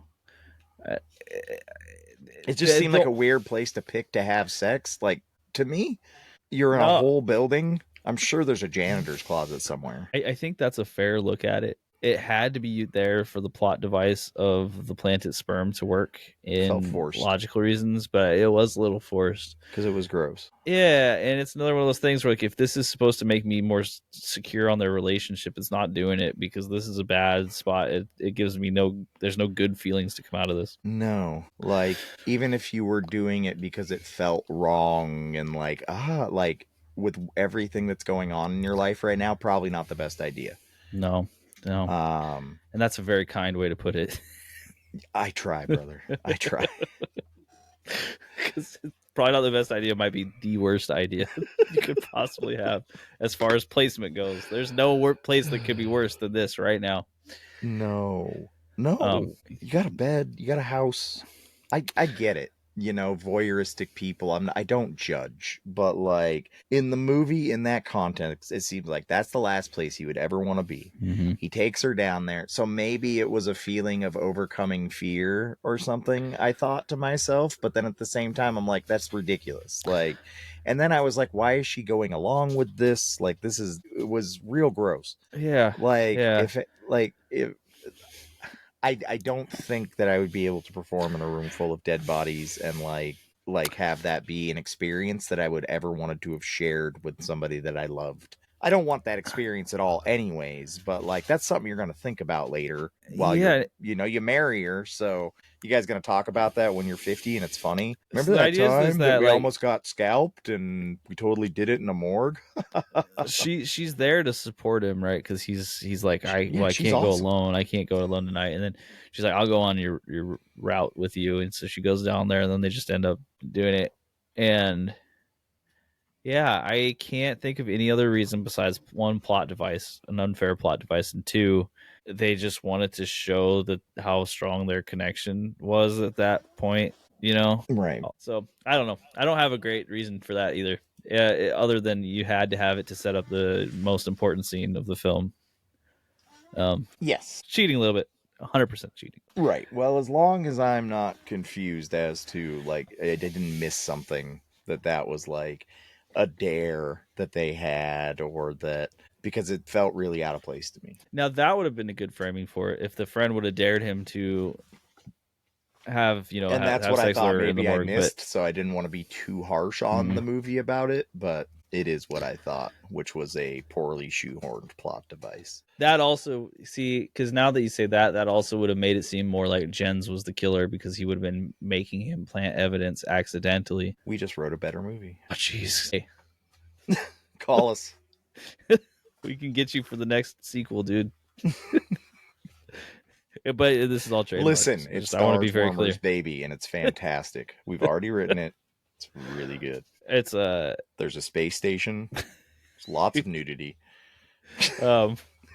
Definitely a couple dong shots. Trust me on that one. Uh, it'll go over great. It'll go over great. I know it will. Uncircumcised only. Yeah, but every shot in the body room, the dead body room. I don't know what to call it. That's the actual morgue, and the rest is Yeah, just that's the the area. morgue. Yeah. Yeah, that every shot in there was just great. It was either just the setting itself or the framing or a little bit of both. Right.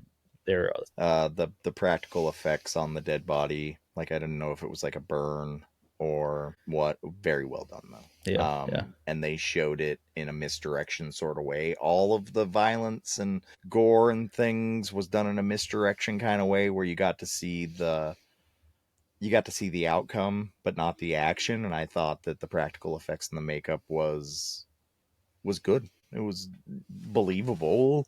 Mm-hmm. I didn't know what had happened to the girl that was laying there that looked like she had the scaling, like burn maybe or something, like gross, but Yeah, it was unnerving. Yeah. And obviously the movie wasn't worried about hurting people, no, so it's, yeah. So he just, to get his hand out of the handcuff, he cuts his hand in half. Is that what I was seeing? I think it was he took his thumb off. Oh, that would work. Yeah, I Yeah, you're right. I feel You're like right. I was okay when I was Some of the watching this best movie with acting in the movie comes out of that part too, uh-huh. because when I she was goes, "Your hand," and he loses it, so good. I was watching The that sh- with Janice, and I was talking to her about it. I was like, okay, so is there any other possible way to get out of these cuffs that's not cutting your thumb off immediately? And I was like, if you took your pinky off, would it work? And I'm like, I guess it probably wouldn't. But the blood will gosh, help lube it up, but the thumb really's got to go. Yeah, you're right. it's Yeah. it's For rough. some reason, I saw him cutting this though, like cutting this part of his hand Oh off. man, that would have been something. It would. Now, if I was doing it, this would be the part I'd cut off. Yeah, yeah. You need this. You gotta have that. The thumb is so important. That's why I was like, "There's no way you don't want to cut the thumb off of your hand for this. Like, you got to figure out a different way." But how can you have such a heel turn of a character where he's just such a jerk d bag the whole way through, but then he is so loyal at the end, he'll cut off his own thumb to help you. He was always that guy Yeah, I throughout the guess you're whole right. movie. He's just crazy. Yeah. No, he was always that guy. Just because somebody's a piece of shit doesn't mean that they can't have. Some of the biggest pieces of shit I know are some of the people that would do anything for you. Mm-hmm. Yeah. I think that's how they justify being pieces of shit. I can do whatever I need to on the other end. Right. A lot of people, I would honestly say that trope is not something they forced into this movie. There's just a lot of people like that who don't see that what they're doing is bad or hurting people. And he is so self-centered and so like nothing else matters. The only thing that matters is me. But he does put it out there the whole time during the movie that Walter also matters to him a lot too. Mm-hmm. And when he asks him, "Did you kill him?" and he's like, "What are you talking about?" Like, he was being honest, right? And when you look back at that part, you're like, he was genuinely hurt by the question. He's like, "I'm your best friend, dude. I'll kill somebody for you. Like, what are you talking about? I will literally kill somebody for you." It was funny because my last note, the last note I wrote on this movie on my piece of paper here is like, Jens really is just a totally crazy dude. He's a great friend and an awful person. If the things that they had done during the movie were more acceptable, like let's say, and we're talking about the daring, if the dares were more okay, then Jens wouldn't be a bad guy during the movie and it wouldn't have worked. I think that he had to be despicable for the red herring to work. 100%. And then at the end of the movie, they just pull it on you that like, no, this is your best friend in the world. Like he would do anything for you. That's the part that almost gets me. That almost doesn't work. He loves because you of how bad they made him during. Yeah, I was like, you can't just make me like this dude. Because I can't forgive him. At that part in the movie, it's like this is his redemption arc. For me, it's not a redemption arc. It's a person saving his friends, which is admirable, but he's not. Generally, a redemption arc has to do with fixing the wrongs that you created before, and he's not worried about that. Not even a little his bit. Buddy around. If he's going to get married, he has to have his buddy around so they can go out and sleep with 16-year-olds. And apparently still make dares randomly forever from now on. Yeah. It's not just that 1 week. Yeah, say no to getting married to this lady. After all of this traumatic stuff that just happened, like, enough to put most people in a mental institution. You're like, let's have a challenger. Not even a little funny. Like, you're terrible humans. Yeah, They yeah, should like stand up and leave you right now. exactly. That's the thing is that the lady Clink and Lade should have at that point been like, never mind, we're out on this. They should have did it before, but you know, at that point when he's like, did you say no? And everyone's laughing. I'm out of here. This isn't the moment. Get out of Right. here. I say no now. But yeah. So as far as Obviously, karma creativity, gives yeah. you guys what you deserve, and I don't want to be a part of it anymore. Um, as far as cinematography and creativity go, there wasn't any other shots that I thought were like, wow, this is the most amazing shot I've ever seen. I liked the framing of the weird apartment shot with the friend, with Jens and Martin when he was looking down through the hole and it was doing that top down view. Yeah. Just because it was a cool shot. I don't know what, you know. Control. So, that's part of the voyeurism, right? mhm, You're a mhm, fly on the wall, just watching. You are the set piece, right? And you're just mhm, watching the situation. And I feel like that happens a lot in the movie, and I think that mhm, helps. I think from what we've seen in every movie we watched, there's not a lot you have to do with the set when the set already exists, right? right. Like the city and the stuff, like all the old stuff. This is a real thing that really happens at a real place that actually sucks. So let's just do it there because it exists, Mhm. you know. Yeah, it's like art doesn't have to recreate life when life already exists. No, they're like, look at this offit. It is wood paneling on wood paneling. We have this lock we carry around with this leather thing on it, and you're like, perfect. I don't need to do anything else. You just wear your white shirt, you look kind of official, and then you're in it. Like that whole office reminded me of a set from a David Cronenberg movie, you know, Yeah. and it You didn't can even have to try. smell that room too. It's musty and smoky. Mm-hmm. I every time you watch a movie from the '90s and they're smoking inside, and it's like this is a place where doctors work, and you're I smoking lived inside. It's I so I funny. lived through that world. It was odd. Like I you would only, go and sit yeah. down at a restaurant and like hmm everybody is smoking. It's I it's got odd. very very little of it because I was really young in Utah at that time, so there was still a lot of smoking inside. Um, but I'd say it's just different, and it's so much easier to breathe. Uh, and I'm not, I smoked for a long time. It's no hatred, just different. I have an American spirit every now and again. Mm-hmm. I just like Mm-hmm. smoking things. Cannabis mostly, but I feel it. Let's move on to editing and pacing. mm-hmm, mm-hmm. I don't Um, have like a huge amount to say about like any specifics. I think the pacing was done really well. At no point did the movie go too slow. the hour and Uh, 47 minutes was very quick. mhm. It felt pretty packed in there. I would have liked it if, like you said, we had seen the bet going on for that morgue. Now that we've talked about it, that would have made it make more sense. And I think you could have given it the extra 2 minutes to make that happen, or maybe like a little bit of backstory on Detective No, because Wormer. he had to re-edit the movie after people were upset about the bottled backshot scene that he had to take the 2 minutes to put it into that. This is the one case where I'd say maybe it was an effective change, though. Like I want to say that he should have given us more story, but that like there's a clear high watermark of this movie where it hits you the hardest, and it's hard for me to hate on any scene or not want more of a scene that is so impactful. Because I don't, I've watched so many horror movies at this point that I don't get a lot of scenes that are impactful in that way. Where I'm just like, oh, God, Okay, you what? ever have a sunburn and you're peeling the skin, right? And it's Okay. satisfying and it's gross and you're Mm-hmm. being really gross, but you're getting a nice piece of skin going, right? Mm-hmm. But then all of a sudden you hit that point where the skin goes a little too deep and you realize that, oh, if I go any further, I'm going to rip actual skin and I'm going to bleed. You know what I'm talking about? I'm gonna liken it to biting fingernails, and you go too far.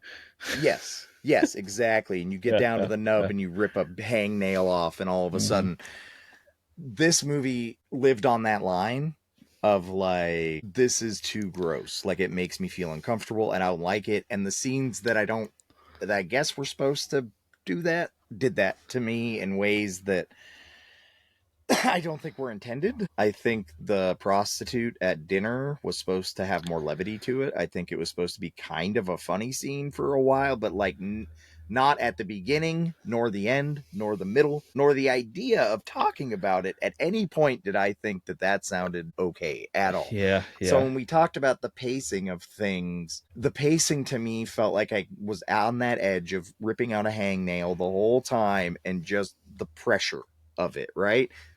That's good. You know, Mm-hmm, you're mm-hmm. eliciting a response from me in a movie. So I would say that the pacing had me on that edge the whole time. I didn't know who was safe and who wasn't. Um, and it caused me physical discomfort. So Mm-hmm. good Mm-hmm. pacing. Yeah, for sure. Mm-hmm. It sucked me into the point where I don't think I looked at the clock once during the movie. I was just paying attention. Right. You're like, So I'm in this. Yeah. that's rare for Yeah. me. Yeah. Yeah. So it 100%. was nothing slowed me down in it. I would say like one of my biggest complaints about the movies like this is that they have moments where they just kind of like let the plot hang for too long and you get lost. And this movie didn't do that for a second. It kept that tension No. put, and it was pushing it on that tension the whole way through. It didn't let you breathe very much. Yeah, and I like I said it. I think this might have been an accident, like you were talking about earlier, because I think they wanted it to be to be more have more levity during parts where they're like, yeah, let up on the tension, and it didn't because it was such a bad attempt at it. The norms were way out of place.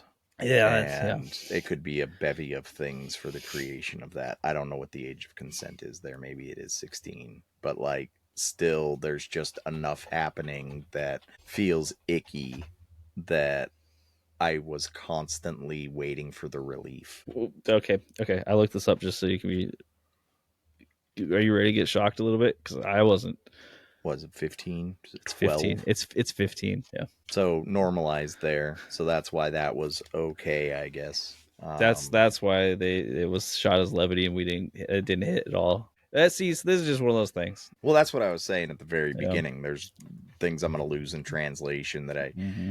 obviously being a 18-year-old sex worker in an American movie is a trope that has been used a million times, and I've never thought about it as pedophilia. We say the number 16 and instantly, because of where I live, that is, and you know, Yeah, God. yeah, yeah. Don't worry. But yeah, it made me feel gross. Yeah, 100%. I don't know, how old are they though? Because Jens could be 21 or 50.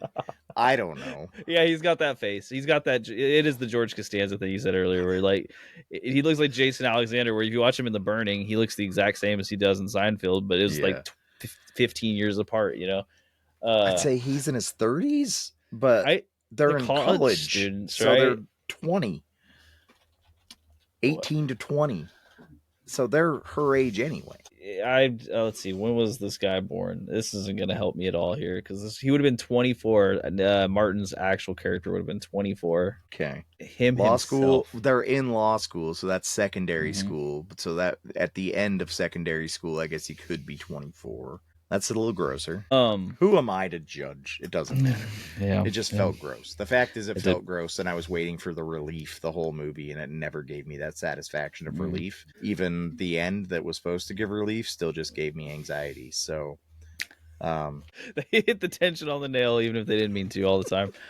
So editing and pacing, I don't have any complaints. I don't have any like really strong parts either. Where I was like, "Oh, this is great." no, I Besides don't think it the was bad. I also don't think it was good. yeah, I would say besides the transition with Klinka underneath the sheets to the her looking dead for the play, that was probably the best transition. But I don't, other than that, Looking down the hall at the girl against the wall, the half a second you get that image in your head, it is a Polaroid that is stuck in your brain.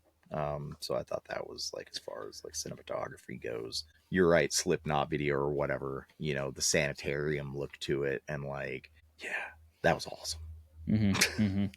It was good imagery, especially in a movie that wasn't like based Could on. you imagine though if like here's where my brain was at, like he's crazy, right? And he looks down there and he sees that dead girl there, and blah blah blah. I'm like, did he put her there? Did he not put her there? Like, what's happening? And then like he's like sitting there having a breakdown. He looks around the corner again and she stands up and starts running at him. Oh man, yeah. But really she's just a please help me kind of thing, but like he can't tell that because like it's a dead person running at him, and like so like maybe he like it, but there's so much you could have done there.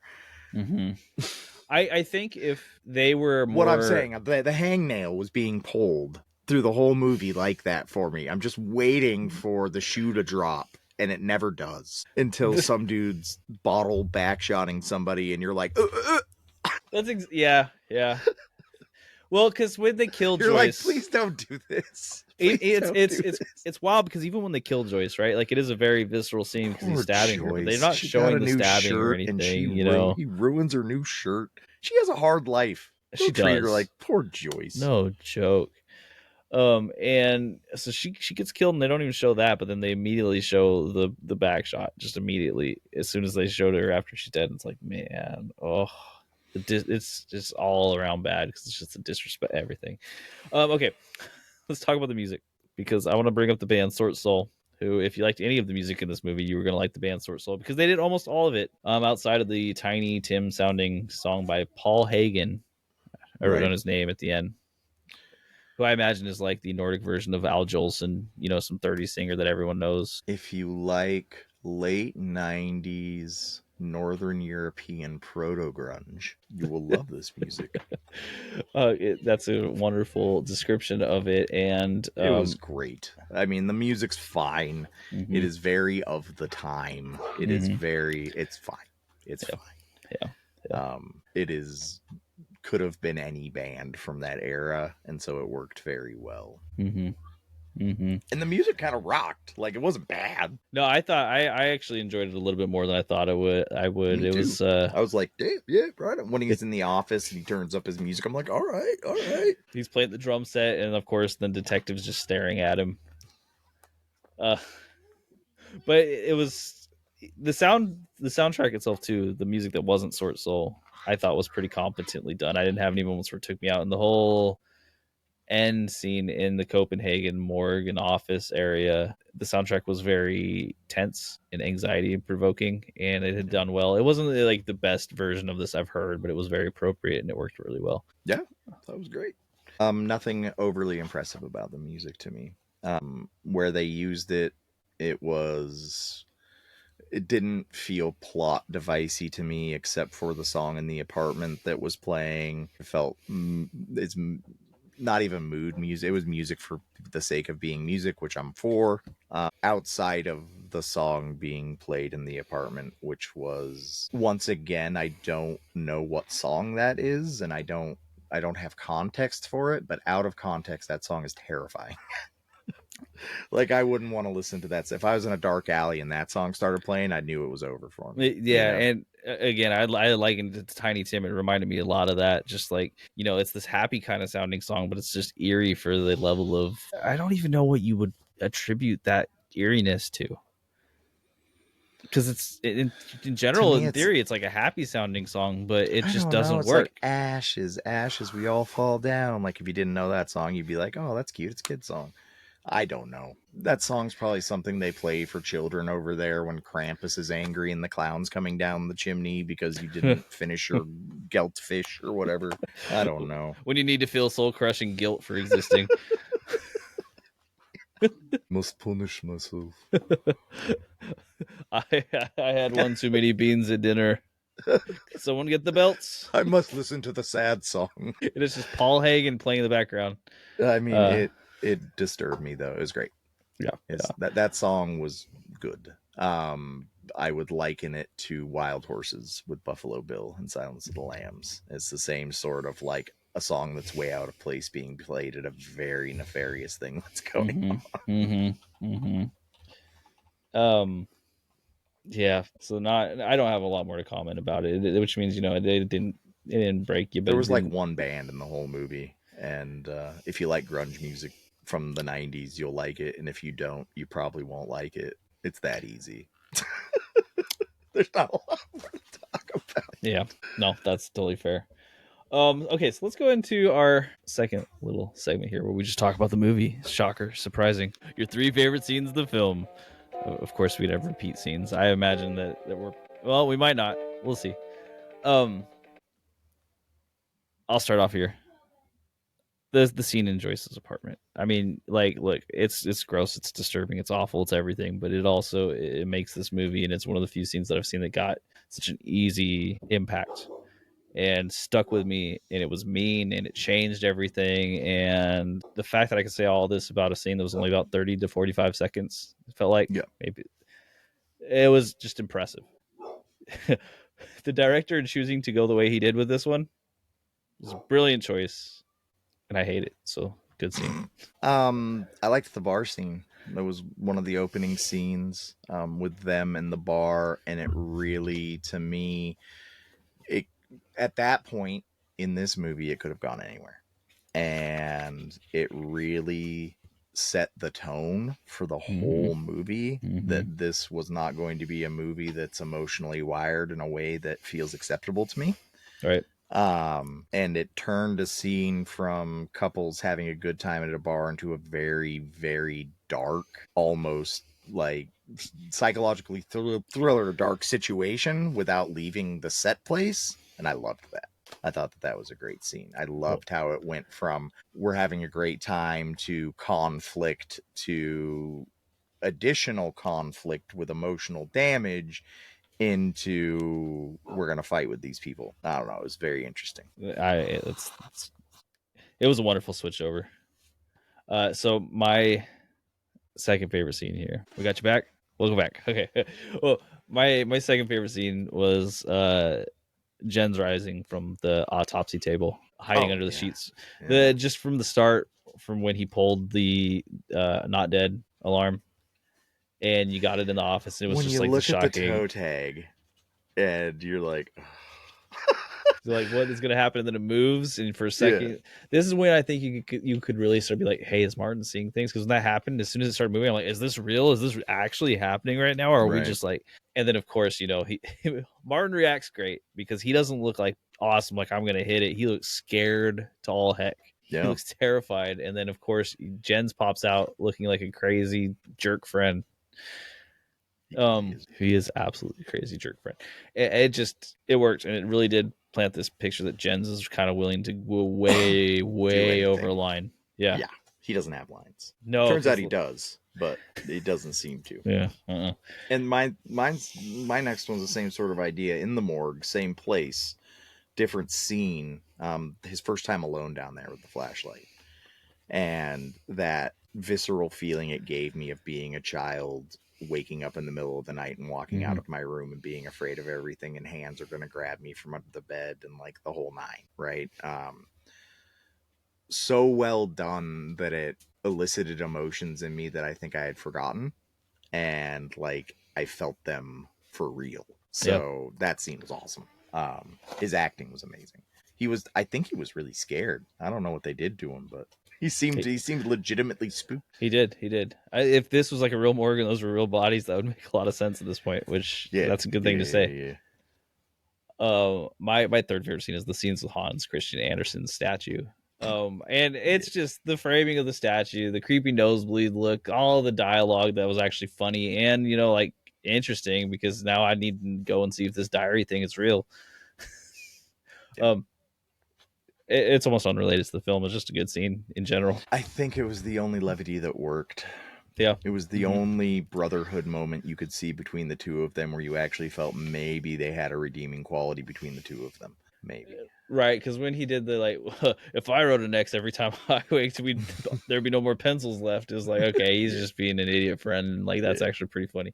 But yeah, For me, I guess my last scene would be when you find out it's Wormer and he's in handcuffs and the other guy gets batted, but they change the lighting. There's a rapid lighting change. There's a lot more flicker in the bulbs. There's color changes. There's a red palette that's applied to things.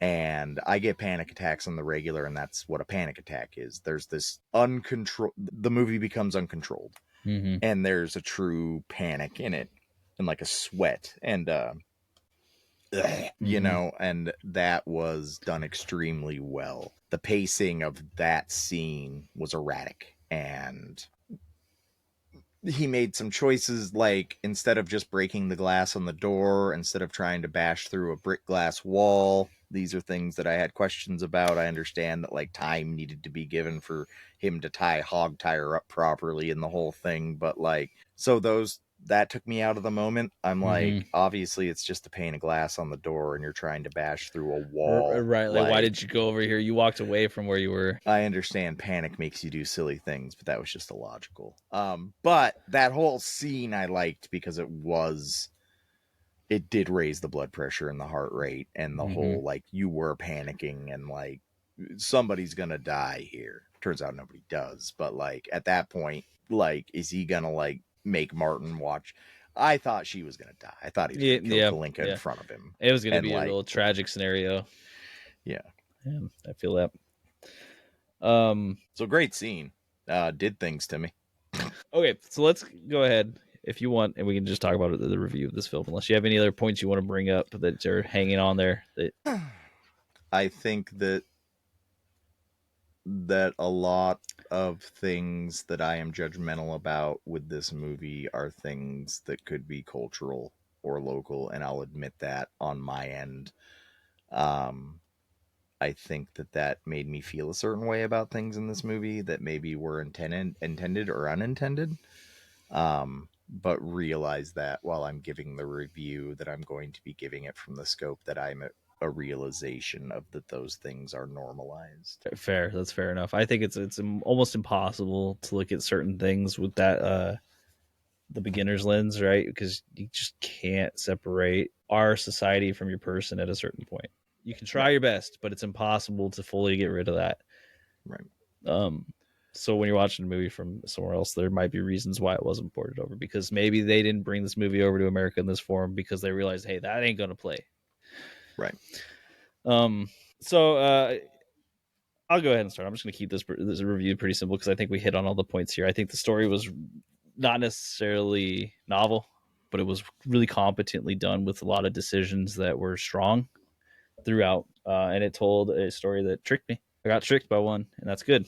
The acting, for the most part, phenomenal. I don't really have any issues with the acting, and I think the physical acting was really, really well done. I could see people's emotions through this, their way their body moved, and of course, this is hard again with the difference in language because I can't tell with vocal intonation or timbre of voice how that works. But from what I saw, very competent. So I'm giving both story and acting fours. Cinematography and creativity, just based on the rubric that I have to make sure that I'm not just randomly judging this movie, I gave it a 4 because there was nothing in this that like felt out of place quality wise.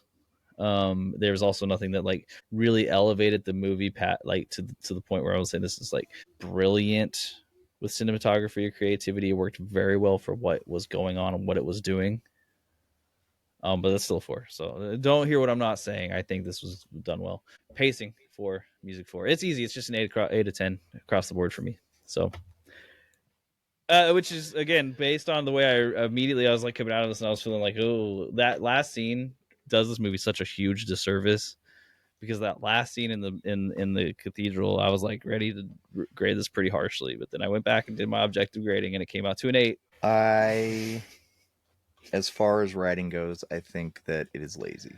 I think that there's a lot of lazy plot points in this movie that are glossed over because of how quick the pacing of the movie is. But I think, and we discussed them, I'm not going to try to tear this movie down in my review, but I'm going to say I feel like the director didn't know what was good and what was bad in his own movie. I think that there were aspects of this movie and scenes of this movie and a feeling to this movie that put it in an upper echelon of psychological dramas or thrillers. I feel like he missed the point of when he was nailing it and leaned into the stuff that he was doing poorly. I don't know why. I think that he had something much better on his hands in the dirt of it than he had in what he thought was the crop of it, you know? Mm-hmm, mm-hmm. Um, so the writing, a lot, there was parts that were so plot important that were shoehorned into place that the writing bothered me a bit.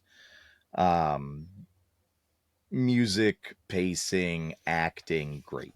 All great. Directing, mid at points.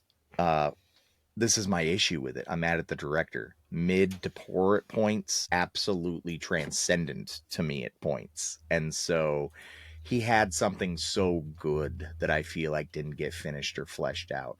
I will not blame the actors for that in my review. I will not. But for me, it's almost worse when you have something that's so good and you miss it, compared to if something's just bad, right?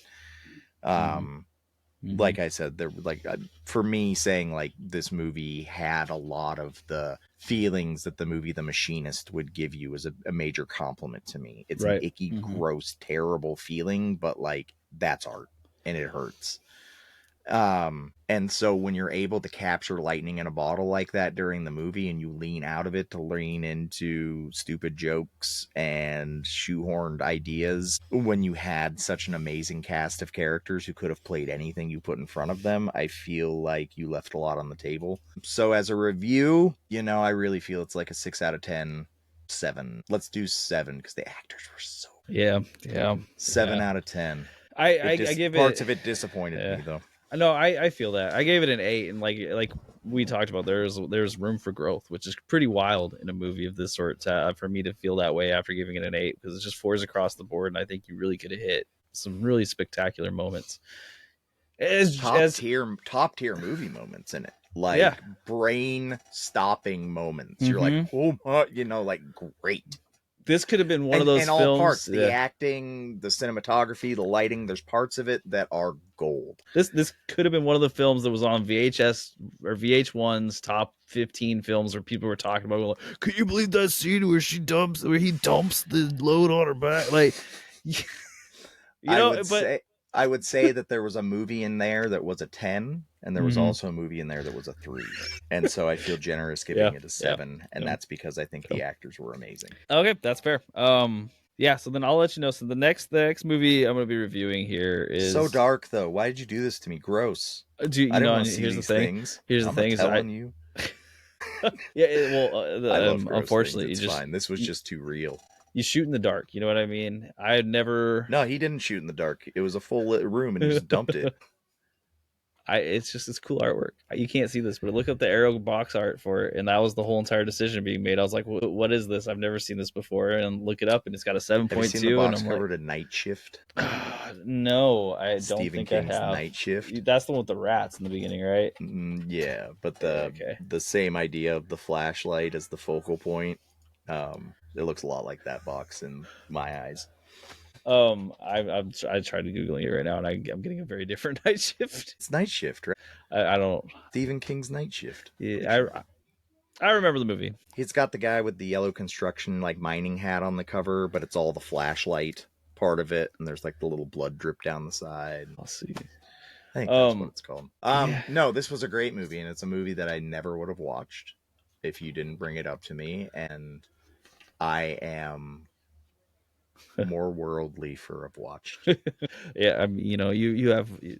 That's how I figured. You always have more experience in life, right? That's it. Okay, so the next movie I'm gonna be reviewing on here is called A History of Violence from 2005.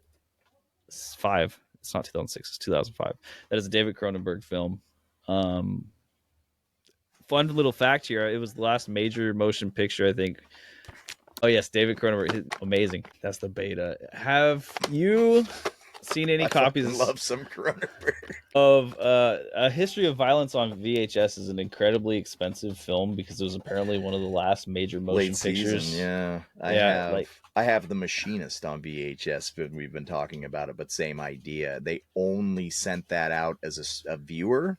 It never came out on VHS. It was only they would send it to the video stores as a screener, but it was only on DVD. And so some of those 2004 to 2006 VHSs are very expensive. Yeah, like they don't exist. A History of Violence is like the last sold one was almost $200, and that was the cheapest one. After that's like $450, $500 a pop. And don't go crazy here, but it's interesting. I found my Machinist for $1 at a yard sale. And Love I'm like, that, awesome. man. And not even thinking about it when I buy my VHS and stuff. I'm a personal collector. I honestly don't know the value of most of my VHS. I don't know what people would actually buy them for.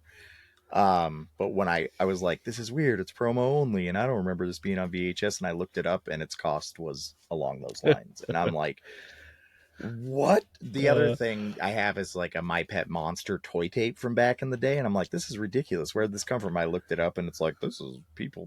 The last one sold for $100. I'm like, why? Right, you're like, this is wild. I love looking this stuff up. I don't sell things, but I love looking it up just for like this curiosity of like, what is this thing that I have in my hand? What has it meant to someone, you know? Yeah. And I don't think money's necessarily a really great stand-in for that, but it's an interesting one, and it's one you can look at fast. That's good. What I always tell everybody is rarity does not equal value, right? Yeah. Like I have you're into records. I have so many like show produced 45s and stuff because I used to run a music venue back in the day and people would bring their 45s in. And so I have a stack of them, like old punk rock 45s and stuff. They're worth nothing. Why? Because it was never popular in the first place. Just because it's rare and I have the only copy of it existence doesn't mean it's worth a damn because thing. no one No.